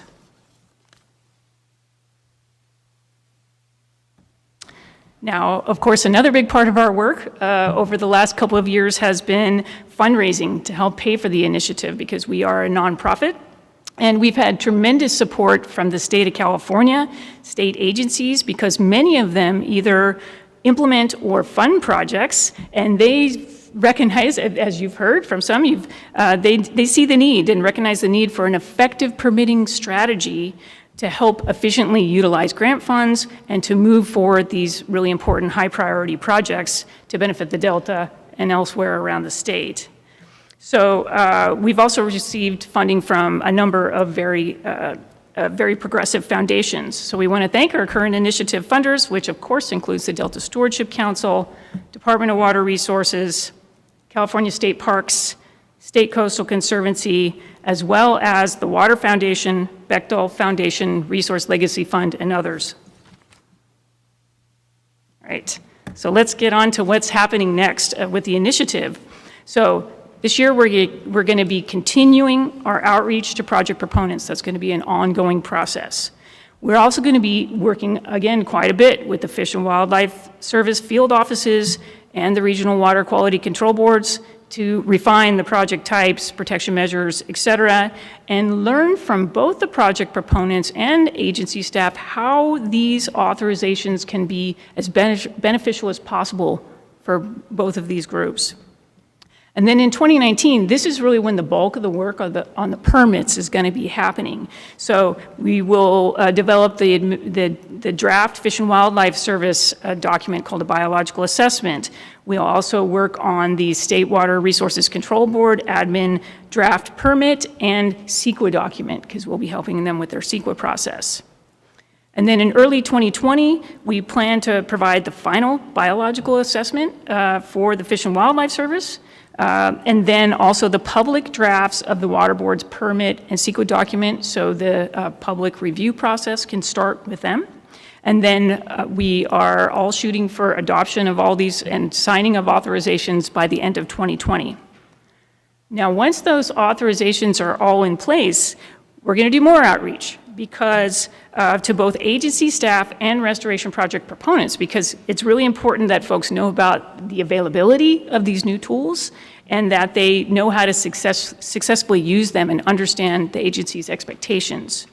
So we'll be working on that quite a bit. And for those of you on the committee whose agencies are involved in this process, we really want to thank you and your staff for the time that you've committed and for the collaboration. And we're going to be looking forward to your continued support on seeing this effort to completion. And then once the authorizations are in place, helping us with rollout to see that these are fully utilized and the benefits are taken advantage of. Any questions? All right, we'll hold the questions until Larry's finished, and then maybe we can have multi-directed questions. Larry, welcome to Sacramento. There we go. Thank you very much. Pleased to be here.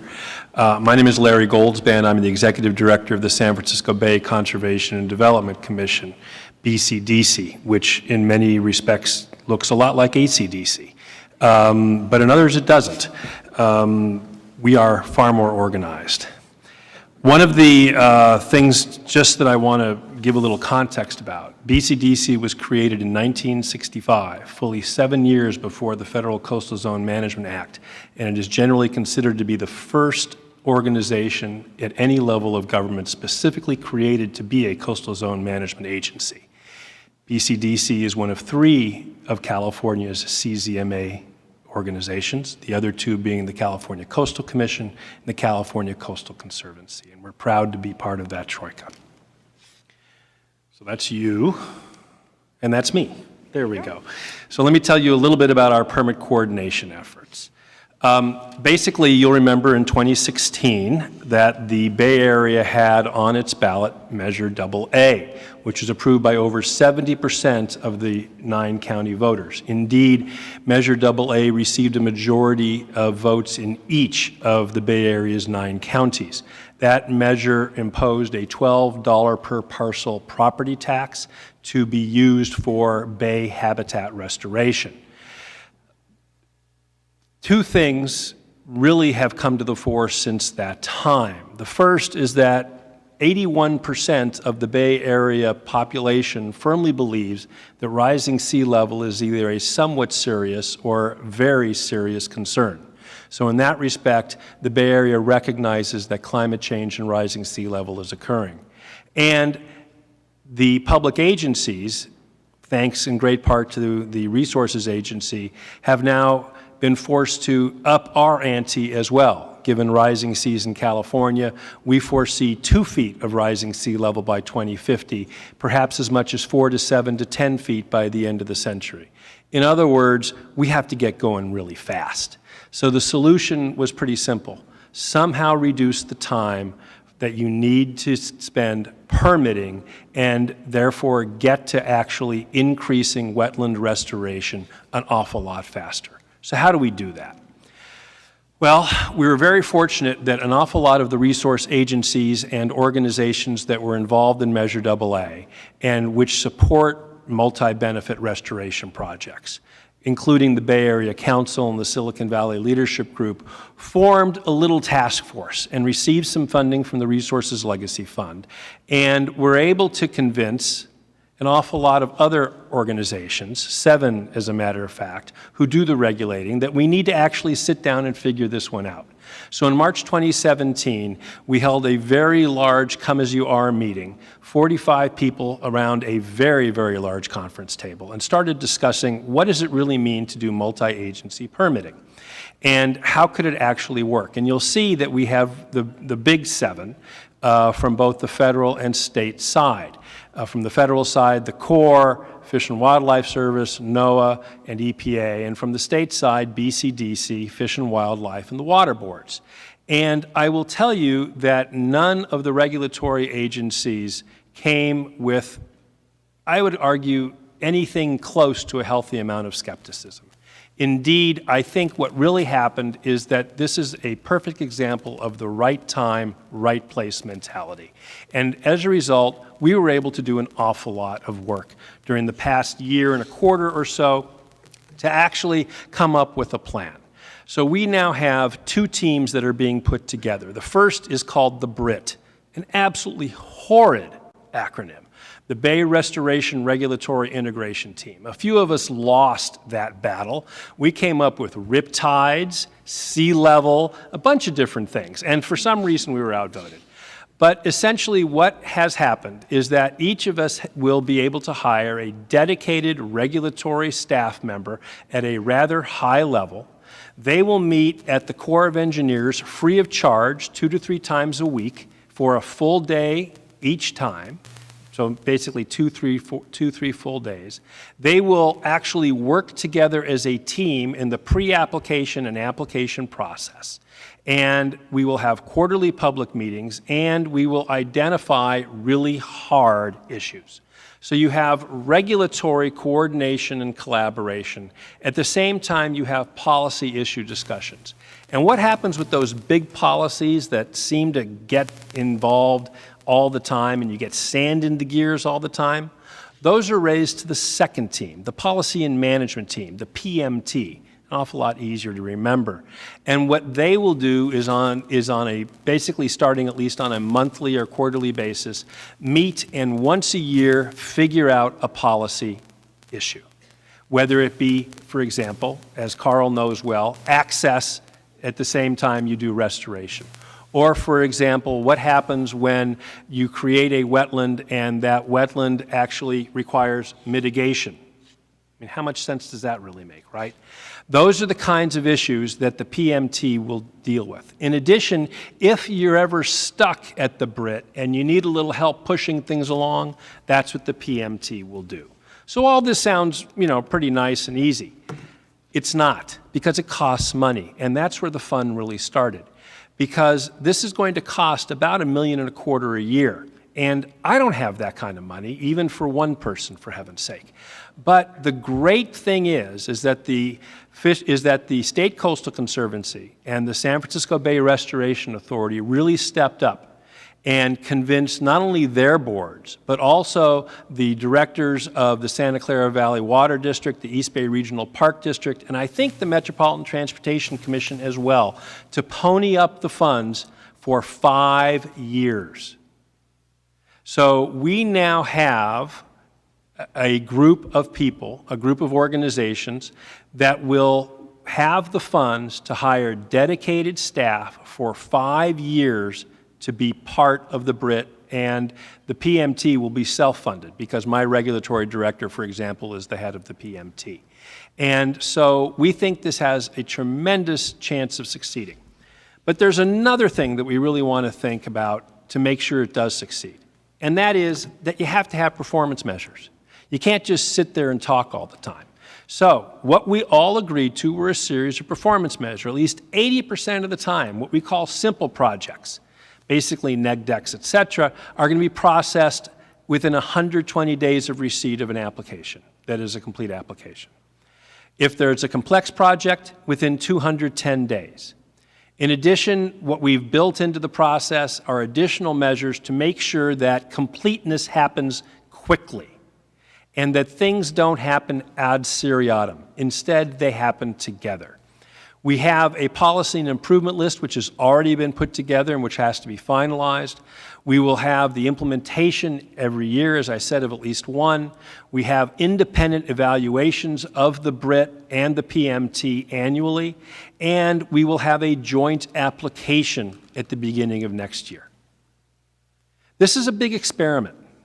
We don't know if it's going to be successful, but I can assure you that everybody wants it to succeed who's part of the regulatory process. And as a result, I think that you'll find that over 5 years, we will have some hiccups, especially at the beginning, some fits and starts, but I do believe that within a year or two, you will see tremendous progress. Let me finish by saying this. I tell my folks all the time that there are 3 levels of working together. The first is cooperation. It's like when you meet somebody and you want to go out on a date and you decide you're going to go to the movies. The second level, which is much more difficult, is collaboration. We're going to go to the movies a lot. We're going to see each other a lot. We're going to change our schedules and our lifestyles to be with each other a lot. And then you have partnership, and that's engagement. This doesn't get us to partnership right away, but I refuse to believe that it only stops at coordination.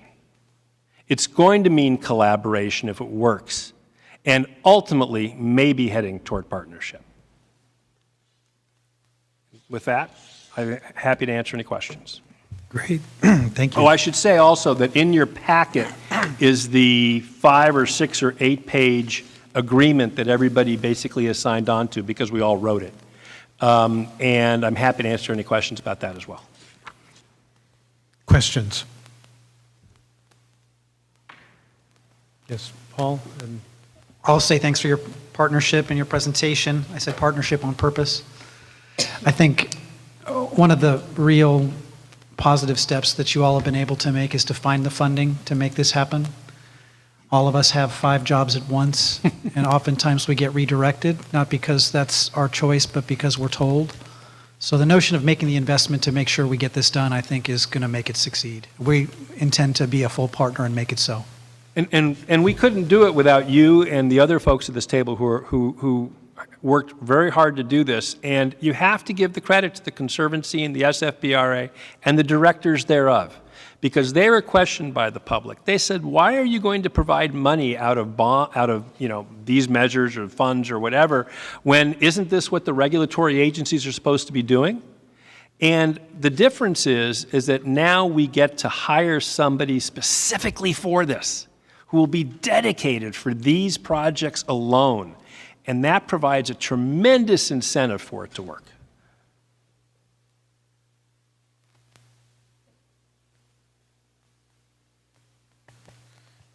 Yes, Thanks to you both for your presentation, and we're tremendously supportive of these programs. And one, I just wanted to highlight, from NOAA Fisheries perspective, we've been emphasizing programmatic approaches up and down the coast, and it saves our agency, we estimate, about $15 million a year in staff costs so far and all of that. So it's just incredible. I mean, it's like, that's probably 30% of our staff budget on a normal basis. We couldn't do it, we couldn't operate on the West Coast without the programmatic approaches.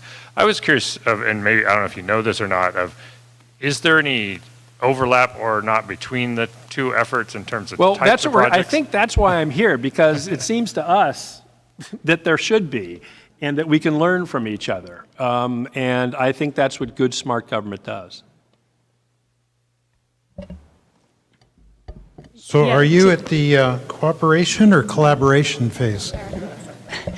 Go ahead, Eric. Just to respond to Barry's question. So hopefully what we envision happening is that once these programmatic authorizations are in place, the folks that have been gathered, that Larry talked about, the regulatory team and the policy team, the regulatory team would be in the opportunity, they would have the opportunity to utilize these programmatics that are in place. And then when there are projects that come along that don't fit under the scope of the programmatics, not every project is appropriate for a programmatic permit, then they'll have more time to work on those more complex projects and sit down and deal with that. And then we can also benefit from some of the work that their policy committee will be doing for certain, because undoubtedly there's always some conflicts that come up between the various agency policies, et cetera, and this is an opportunity to work those out.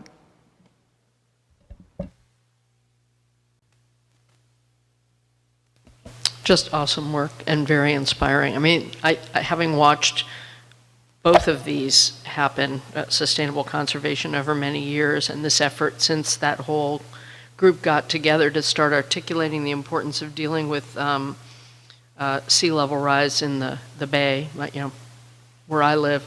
It's been shockingly wonderful to see how good you guys have pulled it together and articulated the kind of vision. I was talking about that to get this passed by such a margin in a community that has more local governments because of its divisions than anywhere of comparable size that I know, and the incentive on the part of folks to get something done, and how you've all stuck with it is great. So I got very excited reading the guts of it here, and I think it's a model that I've actually seen work at the local level and in other places, but takes leadership to make it happen, so thank you. And sustainable conservation, doing that work that is, I always call it the low glamour, high value work that makes things happen, and where Definitely it falls apart. low glamour, let me tell you. I know, you are the border collies of this world, and it's just fantastic and inspiring, so thank you both. Okay. Clyde? I'm Clyde Mcdonald with the Central Valley Flood Protection Board. We are a regulator of 1,600 miles of levees in the Central Valley. We regulate with the Corps of Engineers. The board that I'm on is bolted to the Department of Water Resources. We work very closely together. And I'd just like to identify one thing that we're working on to try to resolve. And in 2012, we adopted a Central Valley flood protection plan for these 1,600 miles of levee, and it's a 30-year plan.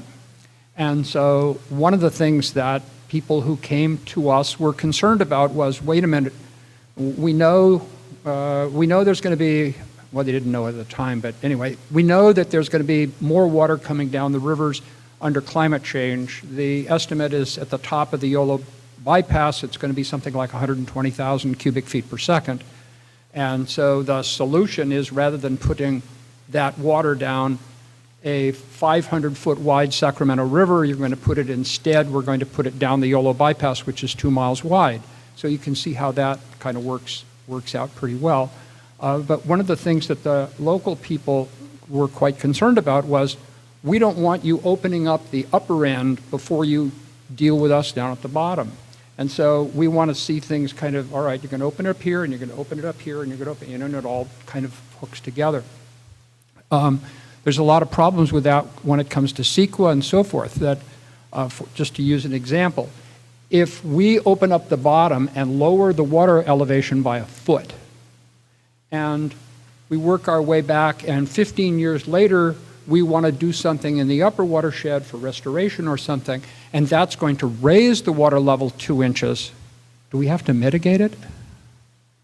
And so one of the things that we're trying to do, and we're working with the Corps of Engineers and with others, a lot of people in the room, of trying to figure out how do we come up with a programmatic baseline for this whole system so that it hangs together and we don't get in this, you've got to mitigate for something. That's 30 years ago. Now you have to mitigate. Wait a minute. I helped you. Now I hurt you a little bit. Now, anyway, that's one of the things we're working on. So, just one of those long-term kinds of problems.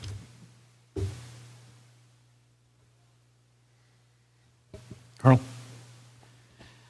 Thank you both for your presentations. Larry, I'm really encouraged to have seen the BRIT and the BMT come together, or the PMT come together, having worked on those issues in the 90s in the Bay and the early 2000s. So I think but this gets to the core of the issue for agencies like mine, that having the resources to provide that assistance is the critical factor to really make things happen in a timely way. So I think that's just something to keep in mind. Federico? So just one quick question relating to this really exciting model that you have embarked upon. Is there an element of the environmental compliance associated with this too, on CEQA, NEPA type? This is post-CEQA. Okay. So post-CEQA NEPA. And so one would hope that as we move forward, we learn enough about how we can work together without giving up without surrendering any of our authority or any of our jurisdiction, to influence the way CEQA and NEPA are also handled prior. That would be a lovely way to think about this in the long term. Great. Thank you. Larry, Erica, thank you very much. Obviously, there's a lot of interest around the table. You're already working with a number of the agencies. Let us know how we can help you. Let us know how you can help us, and we'll continue to work together. Thank you. We'll now take a 15-minute break and reconvene at 3:35.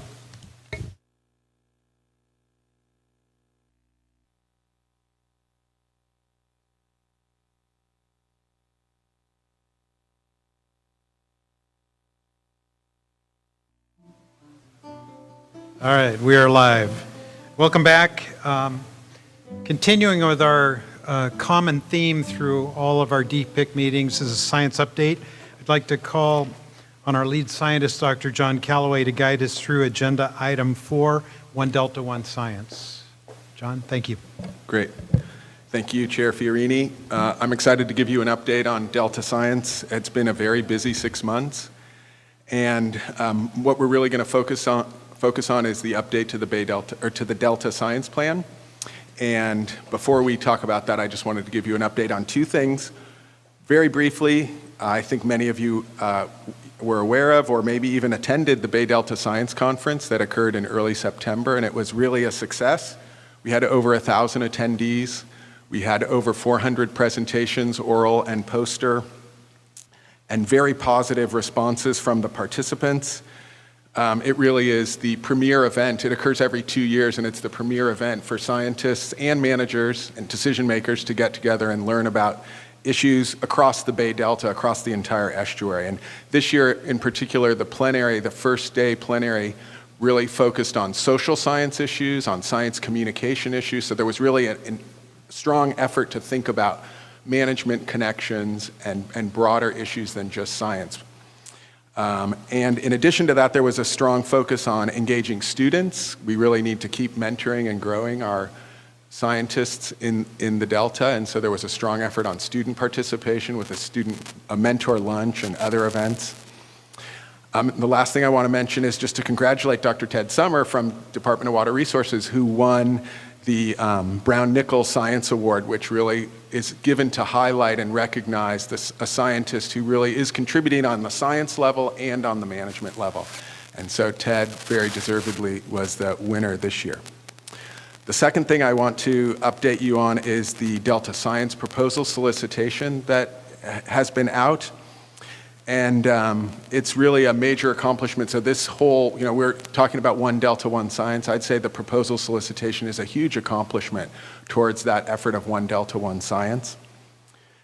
From the science program's perspective, part of our mission is to fund and support science. So for the science program, being a part of the solicitation was really critical, but even more importantly, beyond the science program, engaging with California Department of Fish and Wildlife and the Bureau of Reclamation to put together a joint proposal was really the first time that we've done that, to bring multiple agencies together to fund science. And we had $7 million of Prop 1 funding from the Department of Fish and Wildlife, $3 million of funding from the Stewardship Council and the Science Program, and $2 million from the Bureau. So over $12 million of funding for science in the Delta, which is really a big step.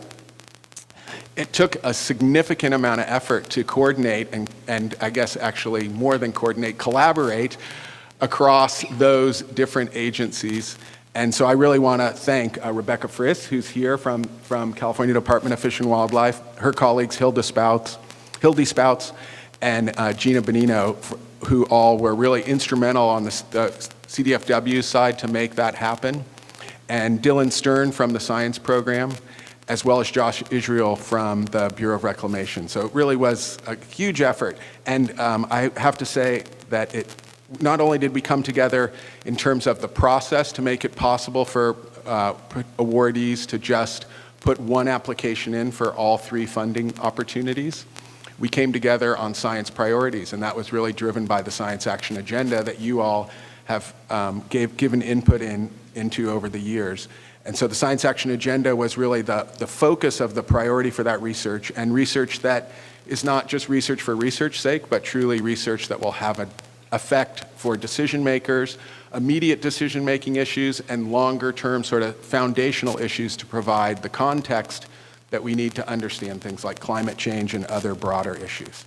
So I think really doing these competitive calls is really critical, both in my career as a researcher and now doing more management issues. I feel like doing these competitive calls is the way we bring in the best and fund the best research, and bring in people that we may not be aware of. So we had an enormous number of people applying. 62 proposals were submitted for the $12 million, with requests for a total request of $43 million. So we won't be able to fund everything, but clearly there's interest and there's the need to fund that sort of decision support science. And so right now we've just finished the administrative review, and proposals will be going out for technical review and outside peer review over the next couple months, and then we will be making decisions in March and April for that funding. So I think it really is so far a great success, and I'll be happy to update you in the spring when we have funded some proposals. So any questions on the conference issues or the proposal solicitation? Okay, then I'd like to invite up Yumiko Henneberry. And Yumi is a senior environmental scientist with the science program, and she's been working for over a year working on the update to the Delta Science Plan. The science plan you all are familiar with. Those of you who've been here since 2013 gave input on the original Delta Science Plan that really set this vision of One Delta, One Science. And so now that we're 5 years in, we've been working with large input from many of your staff and from other stakeholders to update the science plan, and Yumi's going to give us an overview of that. Thank you, John. Good afternoon, committee members, and thank you for the opportunity to present the update to the Delta Science Plan. So the purpose of this discussion is to provide the DPIIC with an overview of the Delta Science Plan review and update, and to give you the context to take action on the Delta Science Program's request that the DPIIC endorse the updated Delta Science Plan in concept and continue joint implementation of the Delta Science Plan to inform Delta decision-making. I will first discuss the Delta Science Plan and how it contributes to achieving the vision of One Delta, One Science, and then also provide an overview of the review process, including a summary of the community contributions received through an open and inclusive process. I will then discuss next steps with John and then hand it over to Randy to formally request the DPIIC members with their endorsement.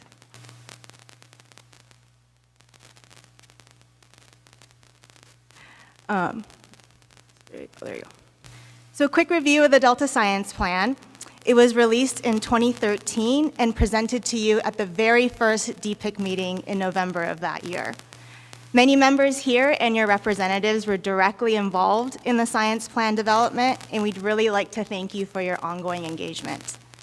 A brief reminder of what the Delta Science Plan is. The document was called for in the Delta Plan and is a framework for organizing, conducting, and integrating science in the Delta. I was actually really glad to hear the discussion with the Government Accountability Office with the need for efforts that really bring the federal and state agencies together in having a Delta Science Plan. And really this document, what it does is it really focuses on this coordination and collaboration among the agencies. The document is an element in the three-part Delta Science strategy that achieves the vision of One Delta, One Science, which is a science community that works openly and collaboratively to contribute to a shared body of scientific information to inform future water and environmental decisions. The State of Bay Delta Science and Science Action Agenda are the two other documents in the science strategy, and both of these have been presented to you at past committee meetings. Again, the Delta Science Plan sets the vision and strategy, while the State of Bay Delta Science identifies the state of knowledge and also the knowledge gaps and science infrastructure needs. The Science Action Agenda complements this by laying out the science actions to address the knowledge gaps. These three documents form the planning, reporting, and implementing elements of the Delta Science Strategy and work together in guiding actions that contribute to achieving One Delta, One Science.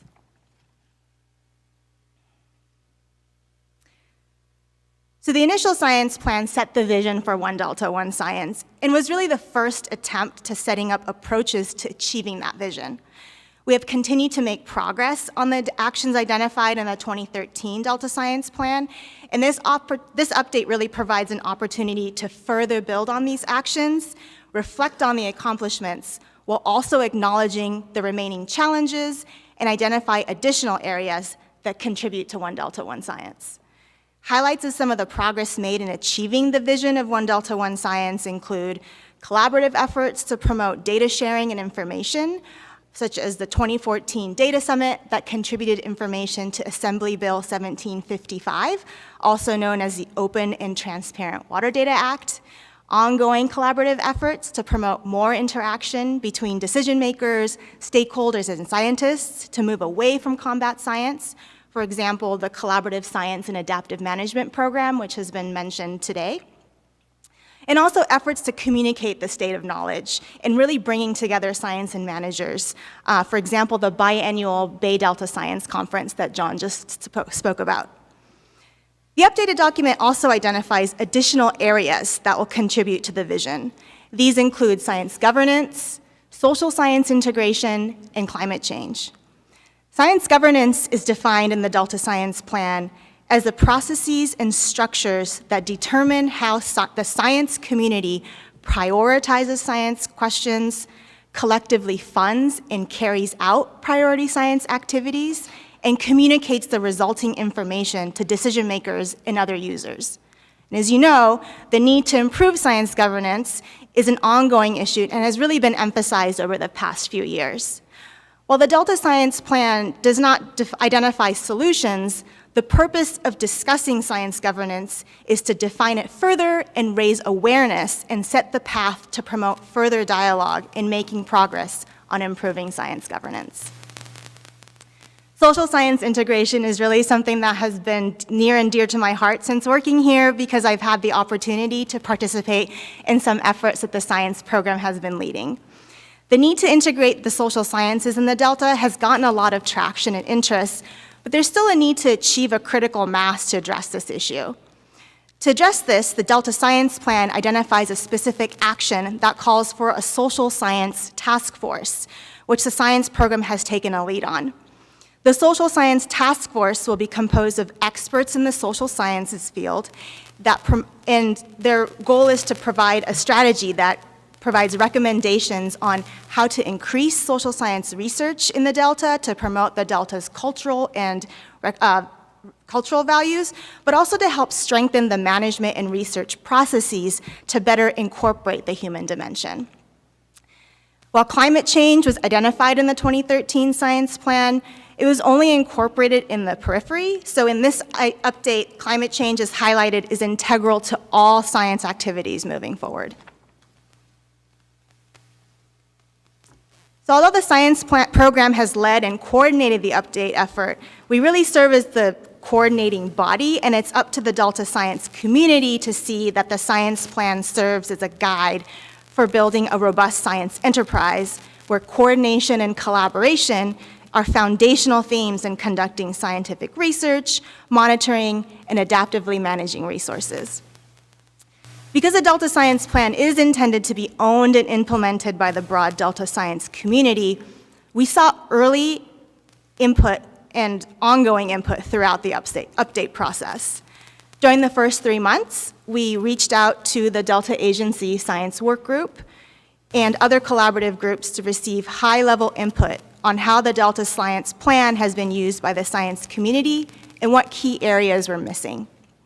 In April, we coordinated a public workshop to further engage the diverse Delta science community.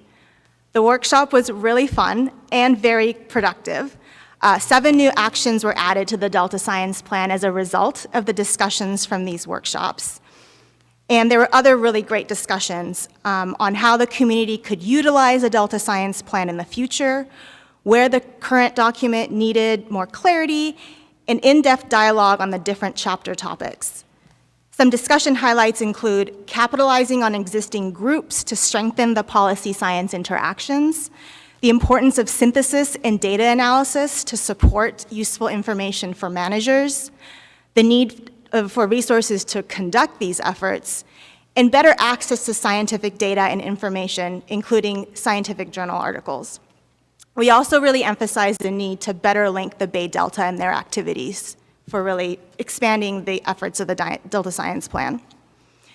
Next was a 30-day public review, which provided additional improvement to the document.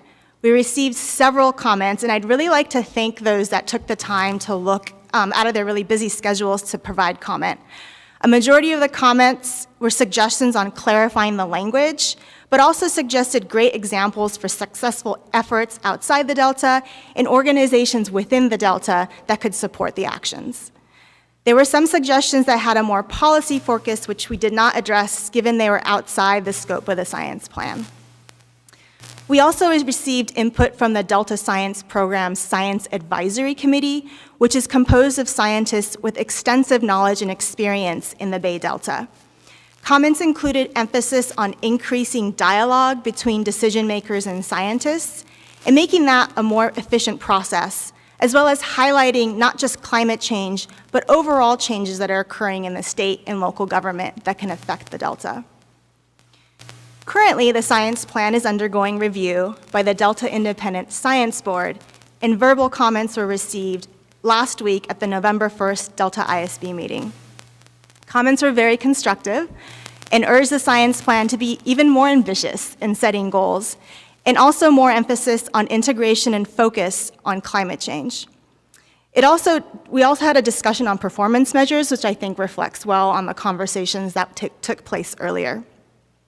We are looking forward to the written comments, which will be coming in about a month. In December, the Delta Stewardship Council will receive a briefing on the update process, and the final document is anticipated to be released early next year. So now that I've provided you with a brief overview of what the Delta Science Plan update process has involved and the integral role the DPIIC agencies and wider science community has played in shaping the document, I'm happy to take any questions. but also perhaps handing it over to John to discuss next steps and request your endorsement. Thank you for your time. Happy to have any questions about the science plan in particular. And then also I refer you to the agenda where there's 2 questions that are set there for you to think about. Does the updated Delta Science Plan reflect our shared vision of One Delta, One Science? And how do DPIIC member agencies plan to continue to use the Delta Science Plan? So if you have any questions for Yumi or me, or any general thoughts about those discussion questions, happy to get input now.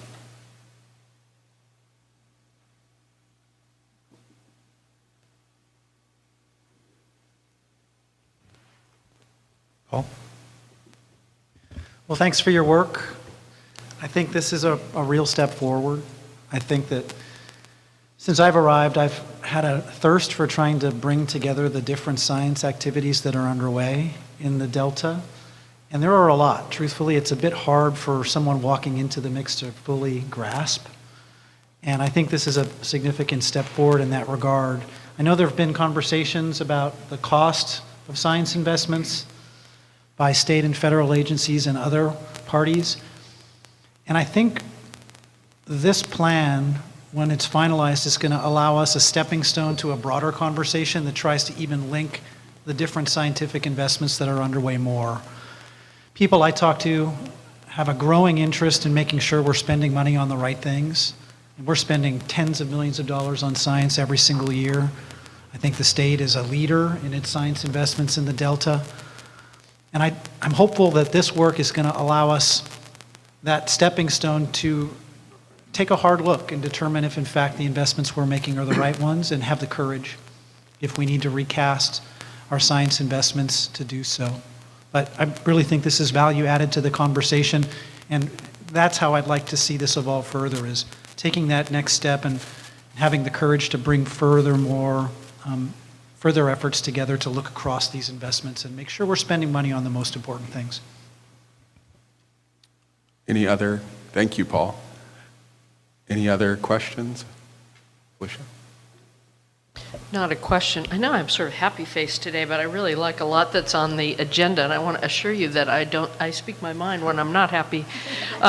Too, as people have known over the years, although hopefully in a friendly sort of way. I really like this. I also like that you put together the major changes so we could sort of have the cheat sheet, and I kept writing great, nice, good, and circling, words and the new objectives, because it's just a feeling of moving more strategically towards stuff that, again, is accessible, and that those of us who are consumers of science, as opposed to the generators of science, makes it a little easier for us in the warring factions, because we, at least I, spend so much time with folks giving their slant, whether in a policy or a judicial way, that it's just really important for us to have the Delta Science Program to rely on. As you know, we've used you to review things and have a place, as well as some of the other collaborative efforts like CSAMP that the Fish and Wildlife agencies and water users and DWR and others have invited us to in the past couple of years. It's really, really helpful. And I really just see this move towards more relevant, usable things, the words like synthesis, talking about climate change more, figuring out governance on science, so the social science aspect, the things that make it real and can help us all who have to navigate that thicket of all of that science.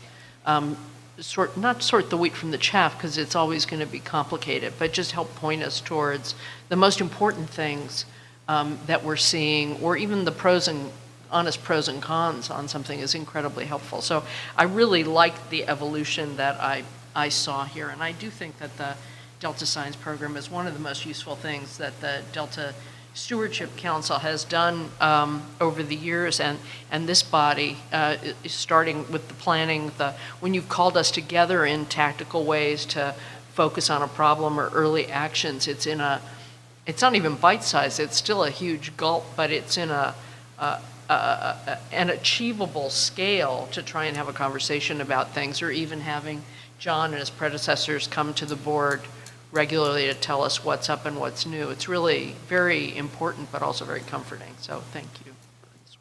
Thank you very much. Other comments, Barry? Yeah, thanks. And I do think this is a really great step in the right direction. And one thing I think it would help for our agency, maybe as a follow-up after this or in between this and the next meeting, is to get together between the science program folks and our Southwest Fisheries Science Center and the regional office, and sort of make sure we're all aligned as an agency, and so that we can do the best job, I think, in implementing this and moving it forward. Great. We can definitely do that. Paul? One more, it's riffing a little bit off of my previous comments. I really think there would be continued value for us to keep working hard on linking these different science efforts. You know, truthfully, there are 4 or 5 different ones out there, and it's hard as a professional in conservation with a full plate, just like everybody, to be able to go to all of them. If there was a way we could consolidate these different conversations into 1 or 2 so that we could help influence it as appropriate, I really think there would be value added. I'm a big fan of the conference that you mentioned, bringing scientists together, and I know we switch off generally with a focus on San Francisco Bay and then Bay Delta, and this last one was Delta focused, and I think that's just tremendously healthy. I love the fact that we bring in students that are going to be the next generation of leaders, and I even think in that space we could do a better job of bringing policymakers in and having them be a part of that discussion. For me, I didn't have a chance to go to that conference. I had issues that kept me away, but it's just such a wonderful chance to have policymakers and scientists working together on key issues, and it just helps to avoid this separation that occurs sometimes, or at least a sense of it, that really policy is different than science. It's not. Policy is informed by science and other things, and my observation is I think we can do a better job linking these efforts and making sure that scientists and policymakers are more engaged in fewer meaningful forums. Great. Very valuable input. Thank you. Other thoughts or other comments? Carl? Yeah, John, I think, this is a good step in the evolution of the science plan. I think the focus on synthesis in particular, I think we're making strides there, but more needs to be done. And we have lots of information and putting it in a form, doing the synthesis and then digesting it down to the point that policymakers can make heads or tails of it is kind of the crucial step. And we struggle with that. We have some big reports, but the take-home messages aren't necessarily evident. So I think that's an area to improve. The governance issue, I think, while it's not reflected necessarily, it's something that we're making a lot of progress with, and I think probably in the next year we'll make more, particularly efforts to integrate the CStamp process with kind of the IEP, and in prioritizing, particularly synthesis efforts, but also looking at, science priorities, will be a big activity in the coming year. So I think, the department looks forward to, implementing the science plan and the action agenda. So. Great. Thank you. I think so, Carl, your earlier comments about more specific science plans actually generated one of the new action areas of really working on those focused areas, really developing the Delta Smelt Science Plan and developing a salmon-focused plan, and then trying to integrate those and doing some more of the synthesis that everyone has called for. I think that, so I feel like we are making good progress. And any other comments? Actually, one other, since no one's brought this up. And Yumi, thank you for your presentation. I think it's important to keep in mind that the Delta Science Plan is a core element of the strategy to achieve One Delta, One Science. And I think it isn't just in the substance of the work that people are doing. It's also in establishing a common set of norms for the processes for review, for development of science to make sure that it's going to be usable and not just useful. That's something that the document is helping to do. I think there are some additional steps that are going to be important to do in the future, but I do think you're on the right track, and it'll be very helpful in ensuring that we do achieve that at some point in the future. I would just add that's high praise, because I was going to quote Mike on usable and useful, because I think you're the first person I heard it from, and I thought this felt like it was moving that way. Great. Any other last comments? So I'll just mention before I turn it back over to Randy to request an endorsement that all of you, I think, have seen the preamble that we'd like to include as part of the science plan update. And we are still, so we aren't at the point where we have language that everyone can agree to, but we're very close. And so we're working, we'll continue to work to come to a preamble that we hope everyone will be able to endorse. And the science plan will be available and will be finalized in January or February, so we still have some time. Probably not before the meeting, but our next meeting, but we can easily, we'll reach out to you and work on endorsement of that preamble. So with that, I'll turn it back over to Randy. Thank you, John. And Yumi, thank you. Great presentation.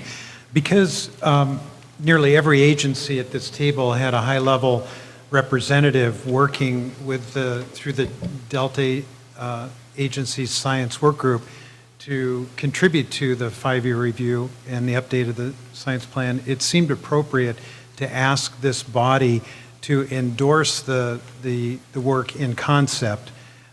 And as John has pointed out, we'll hope that that will be reflected at some point in time before publishing with the agency logos on the preamble of the Delta Science Plan. So is there any dissent? I'd like an endorsement in concept of the current status of the Delta Science Plan. I see all nodding heads in affirmative, so we'll mark this point in time as the place where we received an endorsement for your good work. Thank you.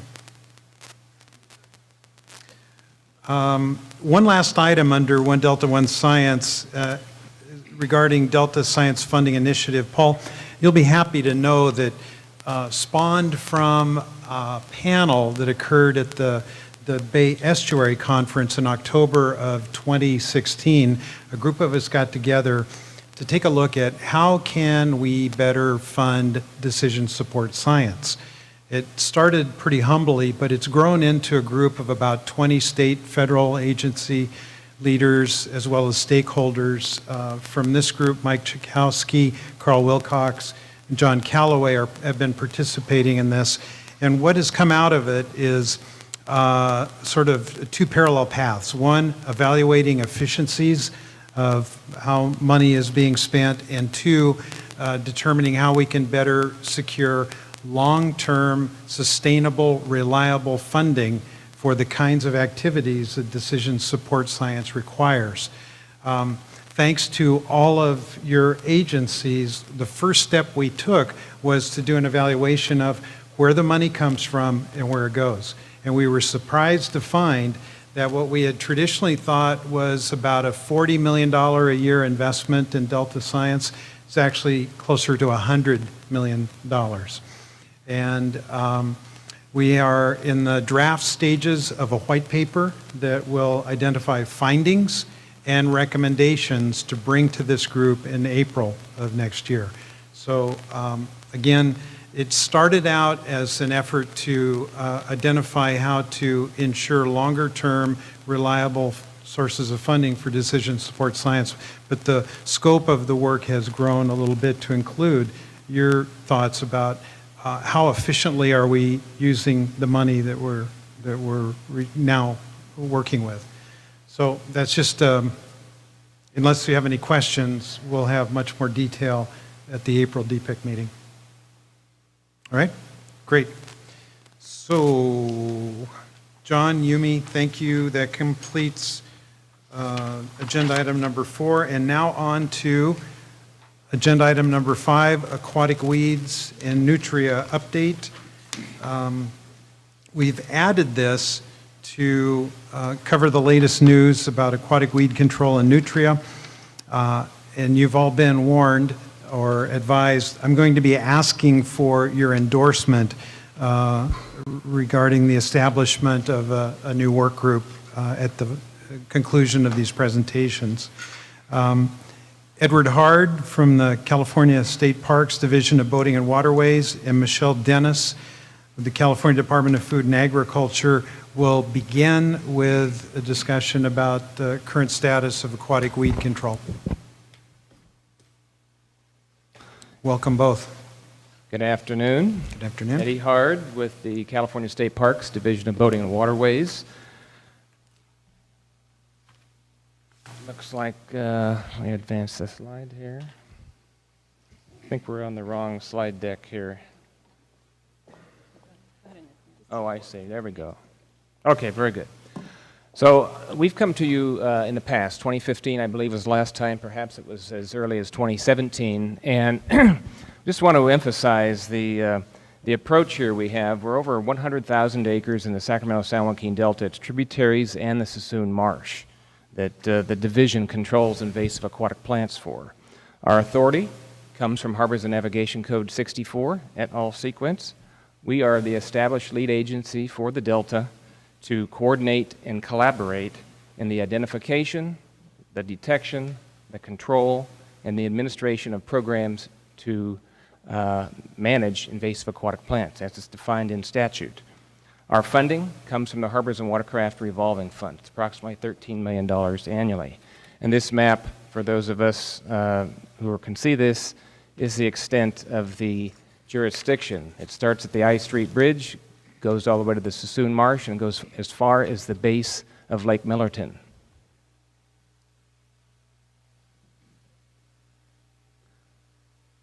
The overall approach for this program is to control these plants for three critical areas: economy, public health, and the environment. We do this in coordination with a federal partner, United States Department of Agriculture, Ag Research Service. They help us in streamlining through Section 7 of the Endangered Species Act to have a permitting process that is programmatic. We are not an eradication program. We control. When we find new species in partnership with other state and local agencies, we identify an early detection, rapid response type of an approach to control those plants as effectively as we can. It was just mentioned decision support. We follow 4 key things in our decision support envelope. It's herbicide, mechanical harvesting, biological controls, and physical controls. What are the factors that shape this program? There are many, at least 9 that I've shown here on the screen. There is at least 10. These regulatory agencies help frame our permitting process to allow us to effectively control invasive aquatic plants in the Delta. Key drivers are the statutes in which those agencies are charged with enforcing, and I have listed them here on the screen.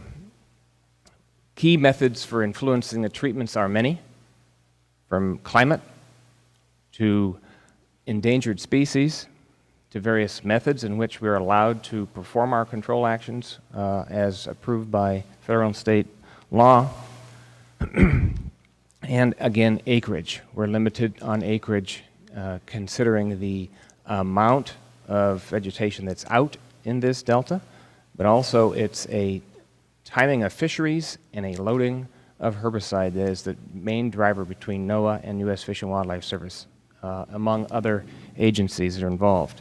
Some of the key factors that shape this program are these various numbers of capital investments that the Division of Boating and Waterways has made. We have plant species that we go through a risk assessment process to get approved through Cal Fish and Wildlife, and they change from year to year depending on what's emerging. It's no longer just hyacinth and ageria. We have at least 9 species that we've worked through the process to allow us to control.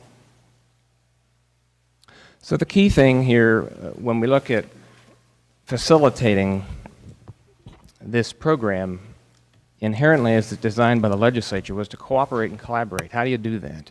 We leverage partnerships big time. As I mentioned, the USDA-ARS. Currently, we work with the Department of Water Resources and Cal Fish and Wildlife on the Delta Smelt Resiliency Strategy, where they have funded us at $1.8 million to work on strategies to address the functions of invasive aquatic plants with the Delta Smelt. DWR and DBW, Division of Boating and Waterways, is currently working with the Department of Fish and Wildlife on the Fish Restoration Program, whereby we have worked in partnership with the state water contractors to secure funding over 5 years for $32 million to help with the Fish Restoration Program. That's a huge effort. That's an amazing thing that this group has been able to do. Counties. We have 2 counties, Merced and Fresno, that work in partnership with this program. They are the leads to control floating aquatic vegetation in Merced County and Fresno County.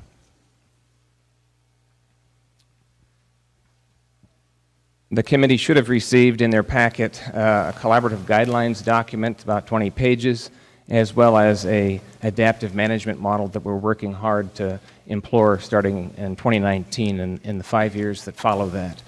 Part of the key guiding principles to move us forward is obviously a collaborative, cooperative, and partnership approach, which I've just demonstrated in a very high level. Science-based control. How do we know what we're controlling if we don't know what the extent of the problem is? And the reason these little icons are here, they all apply to economy, public health, and the environment. Adaptive management is key. We have historically not been a very science-oriented program, but we've now sustained enough support where we can stop and think, what are we doing, how is it working, and we can actually do the maximum of adaptive management. Plan, do, evaluate, and respond. So we're striving for the widest range of tools and flexibility. We're being proactive versus reactive, and we're focusing on reduced risk strategies and ecosystem services.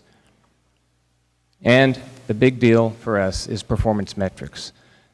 In 2019, we're going to start with a 5-year program to lay out every single piece of what we've pledged to the Delta Stewardship Council we're going to monitor. And it's going to be an interesting exercise for the next 5 years. So with that, I will hand it over to my colleague at Cal Food and Ag.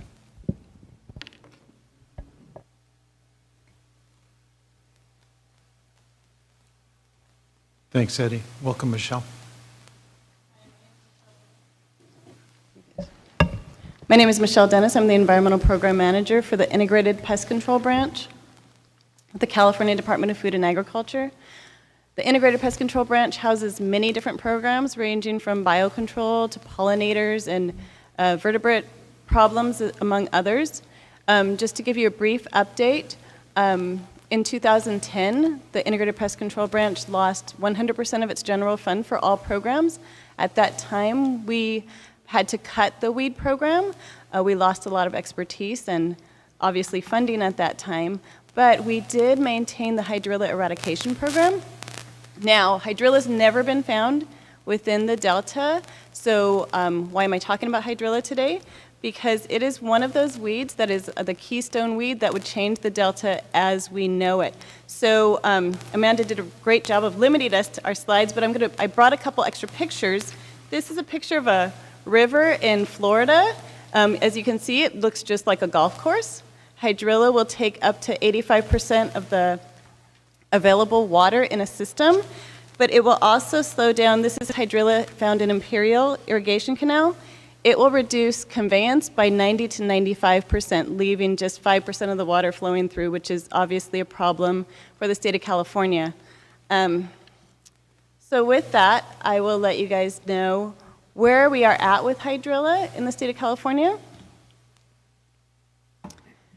So the program history, it started in 1976, was the first detection, Lake Ellis in Marysville.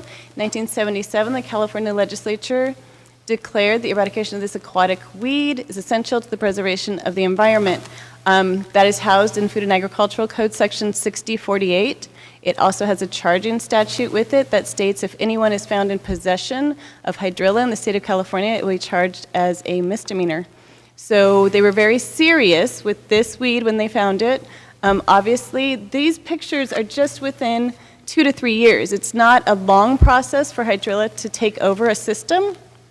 It can outcompete native vegetation very easily, and it can even outcompete many invasives. So the problems we're seeing in the Delta with these submersed aquatics that Eddie's been battling the last few years would be really lessened if we had hydrilla in the system. That would be our number one weed we would be up against. In fact, in the state of Florida, there are some areas where to control water hyacinth, it's 5 times more costly to control hydrilla than it is to control water hyacinth. And we know the problems we've had with hyacinth here.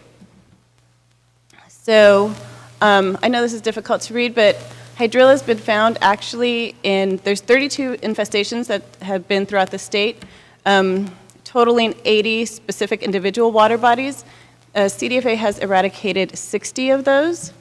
Our biggest current project is the Clear Lake project that was started in 1997, almost 20 years ago, but Clear Lake's a big lake. It was very infested.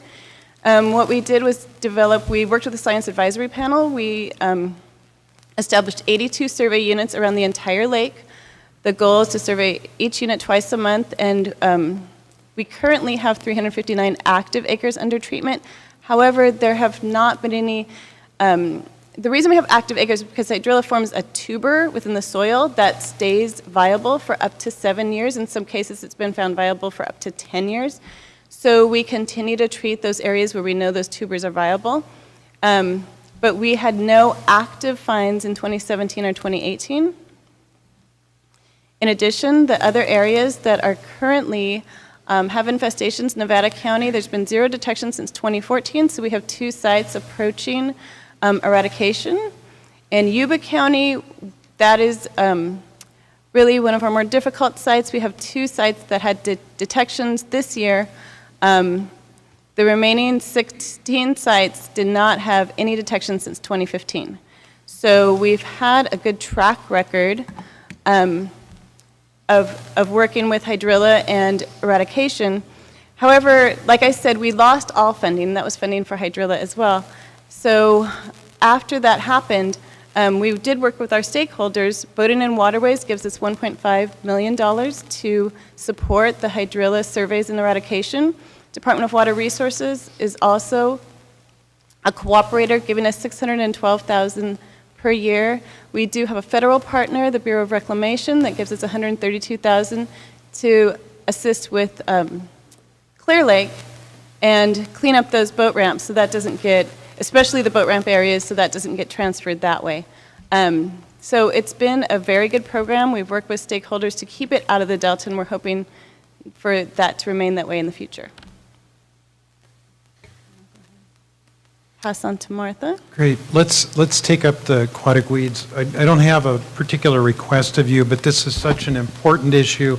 We felt it was timely for an update, and in our pre-DPIIC meetings with Secretary Ross, she especially wanted to emphasize the work that the department is doing on hydrilla. So any questions of Michelle or Eddie before we move on? Yes. So I'm just curious with climate change and increasing temperature, is the expectation that the probability of hydrilla moving into the Delta is increasing, or does that have an effect? I mean, it's difficult. Hydrilla is always it's always a risk. What we try to do with our goal of early detection and rapid response is whenever we get a report. So we do work with the county agricultural commissioners, and each year we sponsor something called the Pest Prevention University with the ag commissioners throughout the state. And at that, it's like an update class for new inspectors. We do show them pictures of hydrilla, things like that. So we are immediately notified. We also work with the irrigation districts across the state to let them know what hydrilla looks like and to know exactly who to call. So when we find new populations of hydrilla, we try to get that biomass out right away because, I mean, that's how it spreads. It spreads by boats going in and out of these water bodies. With climate change, hydrilla does continue to reproduce above 55 degrees. So this year, we haven't seen it go below, and normally in November, we're at that point. So I would have to say yes, it probably is a bigger problem. The other thing that we noticed last year was the last couple of years, so we had the drought and we had water levels very low for several years. And there was some ponds we thought were approaching eradication, but the minute the water level rose above where they had been at the drought line, those tubers became active. You know, I said the tubers last for 7 to 10 years, so there was some right above the water line, and as soon as the water got into that area, they were activated, and we can see them. So there was nothing here in the bowl where we had been dealing with, and then at that water line, we had these hydrilla, hydrilla plants coming in across the top, and then they were depositing themselves down into the bottom, and we, had to start over with a couple ponds because of that. So definitely, I would say climate change would increase the risk to all of our waterways in California. Okay, Paul. Again, I spent a lot of my career in Florida. I can attest to the fact that hydrilla is a monster. It even sounds like a monster. Hydrilla. So the idea of it infesting California is frightening. So thank you for your work. It would be an unbelievable expense to manage that plant if it were to make a strong foothold here.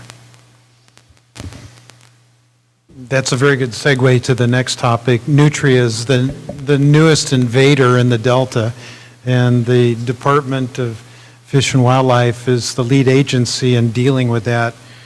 Martha Walkoff is here to give us an update, and then I have a request of DPIIC following Martha's presentation. Thank you. So I was challenged in compressing this presentation down to just 5 minutes. There's a lot to talk about. I see a lot of familiar faces on the committee, so you've probably heard a synopsis of this issue before, but I'll go through the highlights and then talk about some of the recent developments and where we're at. So in this slide, I attempted to classify the impacts of nutria by their herbivory or their burrowing impacts, and I came to the realization that both of those behaviors result in many of the impacts. So it's not just herbivory alone or burrowing alone, but those two acting together to really create the significant impacts of nutria, which include habitat loss for our native species and some of our important game species. Herbivory and burrowing alter water quality in negative ways, a lot of siltation and sediment. Nutria can directly impact agricultural crops by feeding on them, but also in terms of they threaten the levee system and water conveyances to getting water to those agricultural crops. Again, erosion can be the result of herbivory and burrowing, which results in bank instability, threatening our water systems' reliability and flood protection. So in invasive species management, typically the majority of our efforts, hopefully, are in prevention, preventing these organisms from coming and establishing in environments. When prevention fails, managers then must make decisions about what to do. Do you respond? And that is determined by what we perceive the impacts are likely to be from those organisms. So in some cases, we anticipate or don't predict significant impacts. So for example, a loach in the Delta wasn't foreseen to have significant impacts to other species or the habitat, so there was not a significant response. On the other extreme was quagga mussels in the Colorado River system. We determined that that posed a significant risk to the state and responded with a large program to contain and control the spread of mussels. So that brings us to the nutria of 2017, looking at that species, its biology, its propensity to reproduce rapidly, and the impacts on the habitat led us to conclude that this was a species that action should be taken, was warranted, and so we proceeded with our effort toward eradication. So in this diagram, this is what we call the invasion curve. And this is a graphical representation for the investment of resources early in an infestation can be the most cost-effective means for dealing with a new introduced species. And the slower the response time, the greater the population grows, and the more resources are required to deal with that population, either in terms of pursuing eradication or just suppressing the population for long term if eradication is deemed infeasible. So where are we at today with nutria in California? Statewide, 325 nutria have been trapped or otherwise captured, and the majority of those animals have come out of the San Joaquin Valley, primarily the Merced River and San Joaquin River. And in the Delta, apologies for the low resolution picture, but a new development is a reproducing population in the Delta around Lathrop. And from that location, we've removed to date 24 nutria, and 2 other nutria had been captured earlier in the spring, north of that on Middle River.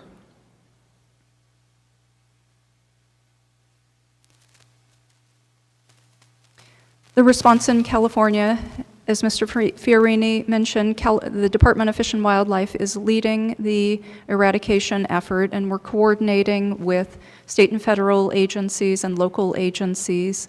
Many of my colleagues here today are participating in that. We're convening a agency coordination committee, meeting every other month via phone. And we are working to survey habitats for suitability to nutria, and again, some of our partner agencies are assisting with that effort. We're surveying for nutria proper, which is a skill that I didn't quite appreciate until now, that locating animals, tracking animals is not something that is intuitive for everyone. And also we are trapping and removing as many nutria as we can, as staff allows and resources allow. In terms of our efforts currently with the Delta detection, we've moved all of our trapping efforts to that location out of Merced County to really focus on getting a handle and removing those animals as quickly as possible. Also, we've been working since June of 2017, when this issue came to light, to line up funding to cover our efforts. Currently, we have 10 staff out in the field. Up until redirecting them into the Delta, there were 4 in the Merced area, San Joaquin Valley, working, and 2 crews in the Sacramento, crews of 2, a crew of 2 in Sacramento, and another in the Delta. And recently, the Department of Food and Agriculture has gotten their crews out, which are 6 staff in total, to assist in the effort of delineating. And they're working primarily in the Delta at this point to support the effort. Also, we've been working closely with the county agricultural commissioners on outreach, as well as giving presentations at a variety of forums throughout the state. So one of our efforts is to incorporate science into our management efforts, and early on we modeled what we expected the population increase of nutria to be. We based this on the literature of nutria elsewhere and a founding population of 50 animals, thinking that the first nutria that was captured was not the first nutria in California. So we made some assumptions and relied on the literature for some of the other assumptions. And as the year has progressed and we've gotten more animals captured, I've run some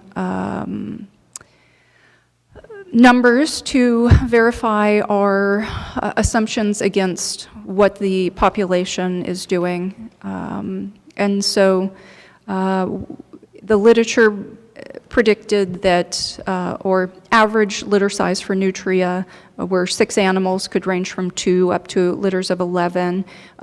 Through our captures, we've determined that females are averaging 5.8 offspring per litter. And also that there was a approximately equal sex ratio between males and females.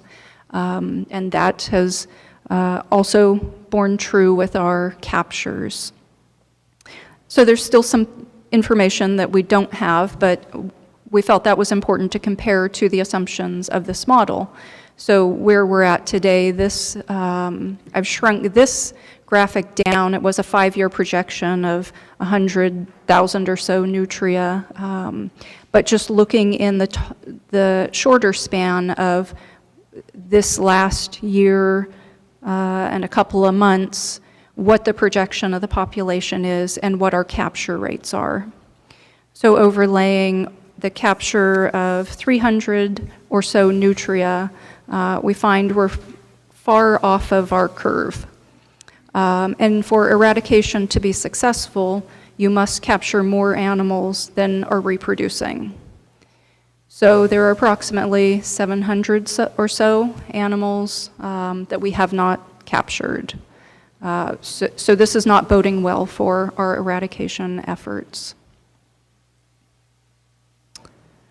And that is all I have. Thank you. Martha, thank you.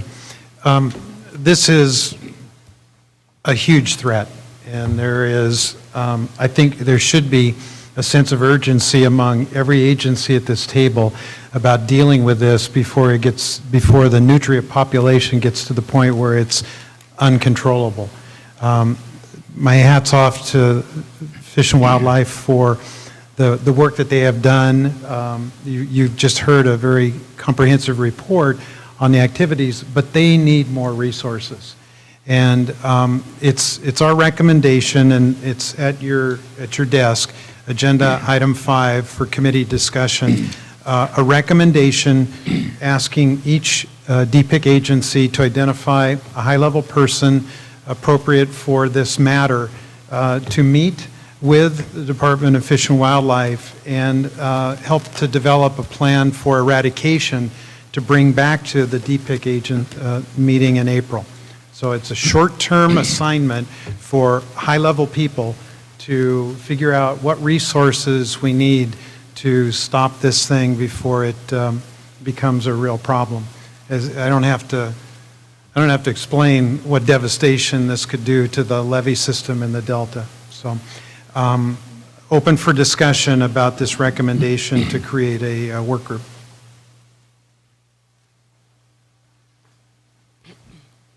Okay. Well, first off, quick thank you to all of you, because I worked on invasive species many, many years ago, so I know it's very hard work and often can be a little frustrating too. So thank you for fighting the good fight. I just want to say I think this advisory group or this committee is a great idea. Because of my background, I have lots of red flags, as soon as we heard about nutria going on. So I've been spending time talking with DFW and others about what DWR could do to help in this. So we've received training, which has been great because we have a lot of folks that are out in boats, out in the field, so we can add to the eyes that are out there. One thing I will add to the mix here is that we are starting to work on an infrastructure protection plan, thinking about things like levees and our own infrastructure and habitat. So it's just kind of in the very early stages of our thinking, and we'll most definitely want to coordinate that with this group and others as appropriate. But I just want to echo we are very, very concerned about this species in particular. So. Speaking from the levees, I thought what Martha said, how many animals are out, I mean, to really make the impact, how many animals are out there, what their reproductive rate is, and how many we're catching. Those grab you. And then something about the damage that they can cause. Thank you, Mr. Chair. Speaking on behalf of the Delta Protection Commission, you know, we act as a conduit between the landowners and many of your agencies, and it has been brought to my attention that we have a problem. You know, we know the nutria issue is a major problem, but Fish and Wildlife they've broken down as far as communicating with landowners, South and Central water agencies. There have been suggestions made as to what they think may be a solution or solutions, and my understanding is Fish and Wildlife decided that their answer was to send out a letter saying we're going to come onto your property, and you've seen some pushback. So if we're going to fight the nutria issue, you have to have the cooperation of the landowners and the stakeholders. That was a theme that we heard from many of the presenters today about outreach, stakeholder engagement. If you're going to address the nutria problem, you've got to get on the land. And without the cooperation of landowners, you're going to have a problem. So I strongly encourage you to go back to your agencies and talk about what it is that you can do to maybe bridge those communication gaps and start reaching out to some of the landowners. Thank you. Better yet, there'll be if we approve this work group, there'll be someone from the Delta Protection Commission to be a part of this. So just, well, we'll see. Clyde? Just easy question. What do you use to attract them to traps? And secondly, can you shoot them? So we use sweet potatoes as our primary bait for the traps. And we've got a farm that donates those sweet potatoes for our use. They've been very generous. And can you shoot them? Yes. However, we caution that because they resemble beaver and muskrat very similarly. So if the person isn't kind of trained in identification, we do have a concern that non-target species will be taken in just out of a lack of the ability to identify. So we are discouraging it unless a person is certain of the identification. John?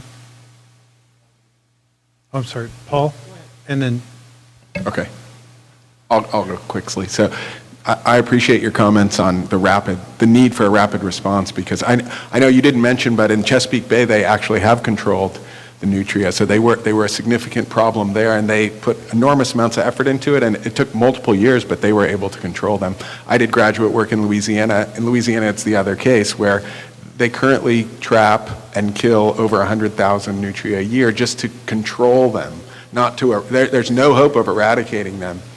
And so it's an enormous effort and huge impacts to coastal Louisiana wetlands, and the potential in the Delta is enormous as well. So I think rapid response really, I mean, the numbers of hundreds to thousands Chesapeake, it was much larger, but the sooner we attack, the less the cost would be. Paul? What John said, I totally agree with. I'll just say it a slightly different way. First, thanks to the leadership, again, from the state of California.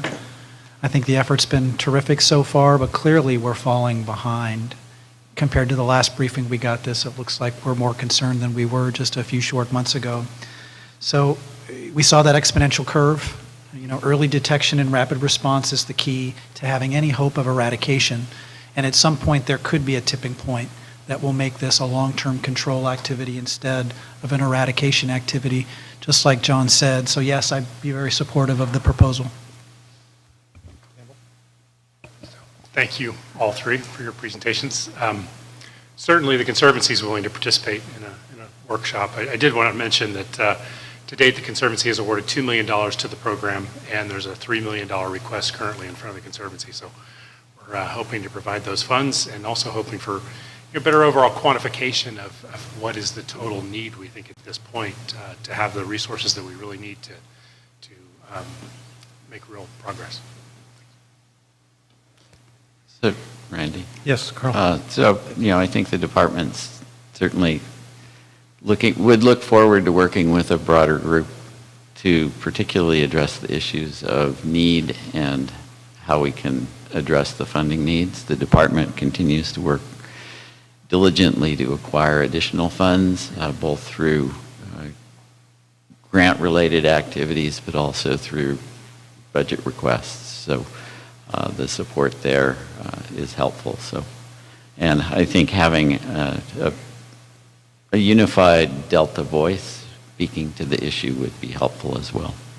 Yeah, that's good to hear. Okay, any dissents? It seems like there is support for this, so Amanda will be reaching out to each one of your agencies to identify who should be representing you at this work group, and we'll try and assemble that group as soon as possible, and we'll be working with the lead agency, Department of Fish and Wildlife. I think, Jason, you have a request to comment. Was that on this matter? All right, then I'll take public comment at this time before we move to the final closing remarks. And let me thank Martha, Michelle, and Eddie for your presentations, and keep up the good work, and let us know how we can help in the battle. So, thank you. Thank you for the chance to speak for a few minutes. First, I would like to thank Paul for his kind words about Steve Thompson. Steve lived through his heart, and I hope we can all live through his spirit and continue to try to make this place a better place, which is what he was all about, and make us better people. Second, I'd like to thank you, Randy. Your leadership at the council, you've been one of the best chairmen of the Stewardship Council, that's for sure. We've only had two. No, but you've done a great job, and this effort, this body is a great manifestation of your contribution to improving the quality of the conversation in the Delta. And thank you. Sorry to see you go, but time moves on, and you've left your mark, and it's a very, very good mark. So thank you, Randy. Relative to nutria. It is an emergency. This is an extraordinary action you've taken. I think it's great. I think it will prompt. I know Martha has a whole team of interagency coordination, but having you folks at the top focusing on this emergency will give us a better chance to get to eradication. The Delta is not like the Chesapeake. It's not like Louisiana. It's not like Merced County. It's a different creature. And I think that there will be fantastic landowner cooperation and coordination. In fact, there's fantastic local knowledge to be tapped. And politically speaking, there's no other issue like this. We can just, if we could just know how much money we need to fight for the eradication program, we'll have all the interests, exporter interests, in Delta interests, all broad spectrum of stakeholders that can go to work on our electeds to try to secure funding for eradication. Because you're right, it's a threat like no other we've seen. Of course, we say that about every one of them, almost, but this is an enormous threat and needs our response. Thank you. Thank you, Jason. Martha, Michelle, Eddie, you don't have to stay at the table. The last item, item number 6 for closing remarks. Some of you may not be here in April. There have been a number of great accomplishments over the last 4 or 5 years, and I just wanted to provide anybody that wished an opportunity to share thoughts about successes and perhaps recommendations or suggestions for the future of this committee.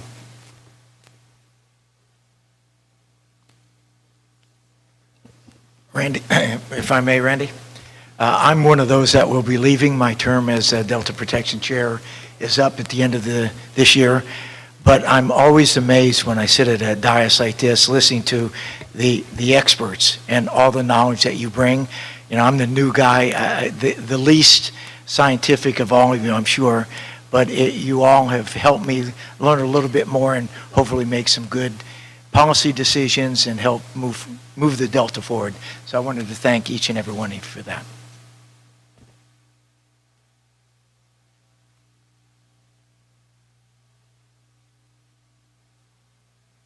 Well, it's been fun serving with all of you. I hope to see many of you in the next iteration. The difficulties we face often make us forget about the successes that we've had. And I just heard some statistics about salmon runs this year that we should be proud of. I want to caveat this by saying that we're still in the glue. It's still a really tough situation. But this year, for example, when we opened our fish ladder at Coleman National Fish Hatchery, within the first day, we had more fall run Chinook that were seen, 3,000 plus, compared to all of last year. That's pretty striking, and it shows that there is some hope. We have had more reds in the San Joaquin in the restoration footprint in the last 3 years than we did in the previous 60 plus. So efforts to try and give the fisheries a jump start can make a difference. So let's not forget the positive steps that we're taking, and let's keep at it, because we have to be optimistic about turning around some of the biggest challenges that we're facing. One idea I'll offer as food for thought going forward, and quite frankly, I'm not sure if there's a reason why this couldn't happen, but the way we talk about issues matters. And with this group, I've seen, most likely because of its legislative framework from the California legislature, it really has a state focus. We do have federal agencies that sit at this table, but even looking at today's agenda, mostly state employees talking about the important work that they're getting done, and for good reason. I mean, the capacity at the state of California is unparalleled compared to any other state in the union, so there's a proud story to tell, and I love hearing it every time. But I find it striking that we talk about Eco-Restore and its wonderful achievements, again, rightly, but I've never heard a presentation about the successes of the CVPIA. And in many ways, these are two sides of the same coin. So finding ways to integrate the work that's being done between the federal and state government and others, I think could help this group and set a tone for what is articulated as a real and true partnership as it is. But with our words and our actions, I think we can help to highlight that even more. Thank you.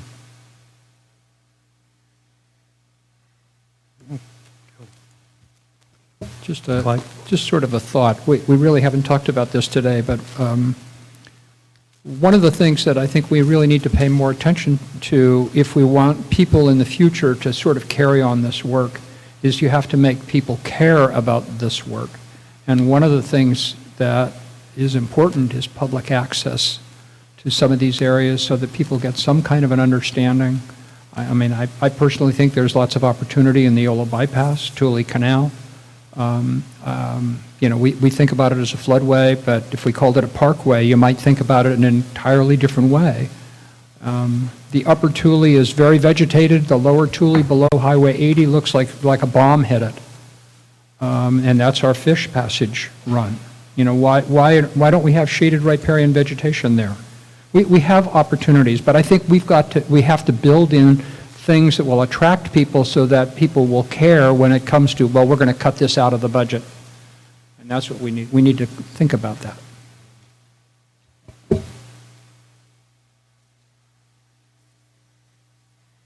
Felicia?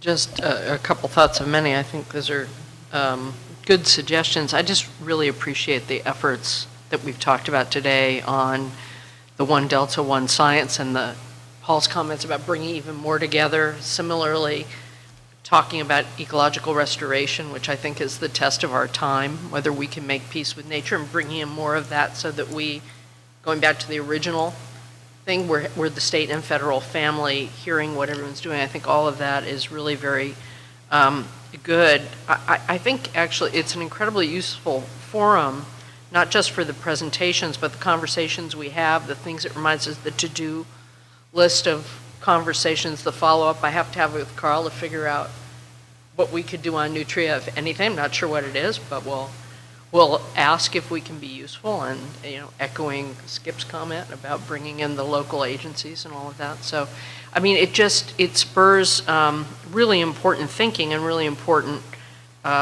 relationships. So I just want to thank everybody for coming and coming at a very senior level, which I think is important. But I also want to mention, and there's obviously a lot more to be done. I just really also want to thank you, Randy, for your leadership on this. I mean, I started the Delta Council years ago with you, and I think the grace and the quiet but focused intensity you bring not only to the substance of this work, but the bringing people together part of this work is really, would be impossible to overestimate. And all of the time that you've spent with all of us outside of these gatherings are really, I think, where the value comes. It's not like we're showing up not having had conversations with you about these items earlier. And I would say we could even meet more often, and I would think it would be valuable. Twice a year may not be enough. I think it was a good way to start, but if we met quarterly, we might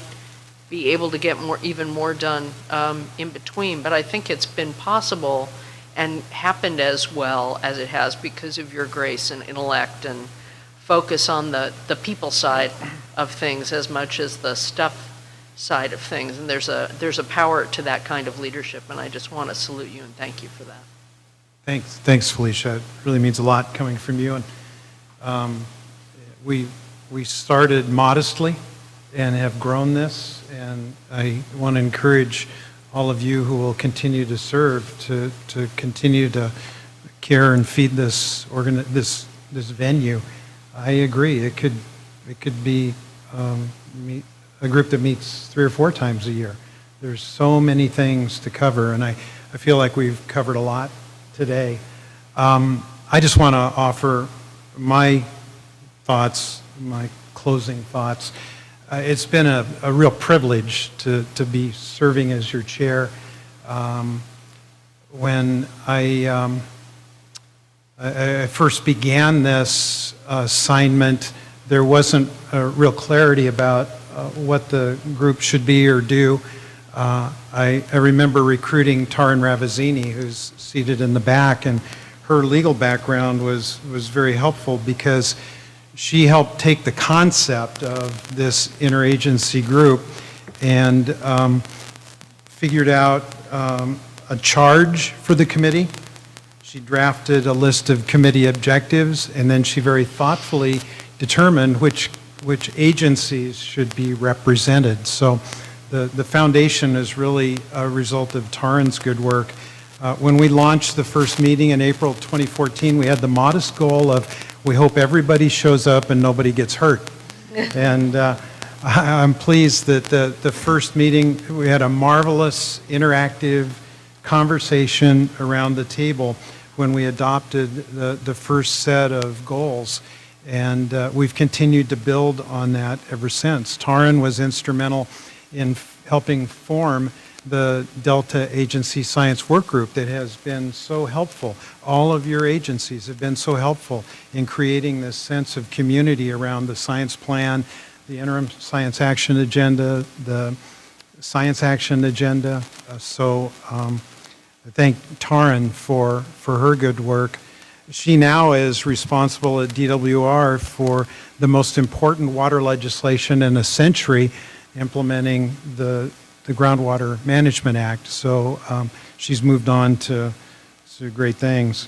Following Taryn was Jessica Law, and Jessica and Mike Chakowski, early in Jessica's tour of duty as our coordinator, responded to a very simple question. And that question was, why is it that it seems like other ecological regions in the country receive much more federal funding for science than we do here in the Delta region? Well, Mike called me and corrected me. He said it's not just funding, it's communication and other things. But Jessica took it upon herself to organize what became the Science Enterprise Workshop that has been terrifically beneficial. You've heard it come up today, and you'll hear it come up often. because of the lessons learned from these other agencies, we adopted guiding principles for this group as a result of that. And now, most recently, you've had an opportunity to work with Amanda Bull, our newest coordinator. Amanda's background in land use planning and conservancy work is very well suited for this, and she's already demonstrating the high level of support and performance that we've come to expect from the DPIIC coordinator. The last person I want to mention is our executive director, Jessica Pearson. Jessica has been involved in the formation and the ongoing management of DPIIC from the very beginning, and we would not be as effective and have accomplished as much without Jessica's steady hand and guidance, not only in helping to draft the agendas, but to carry on and oversee our staff work that occurs between each of these meetings. So I often describe myself as the hood ornament, and I just wanted to make sure that the people behind me that who deserve the credit got the credit today. Thank you for the opportunity to serve you, and I would now like to, in the memory and honor of Steve Thompson, our respected friend and colleague, adjourn this meeting. Thank you for coming.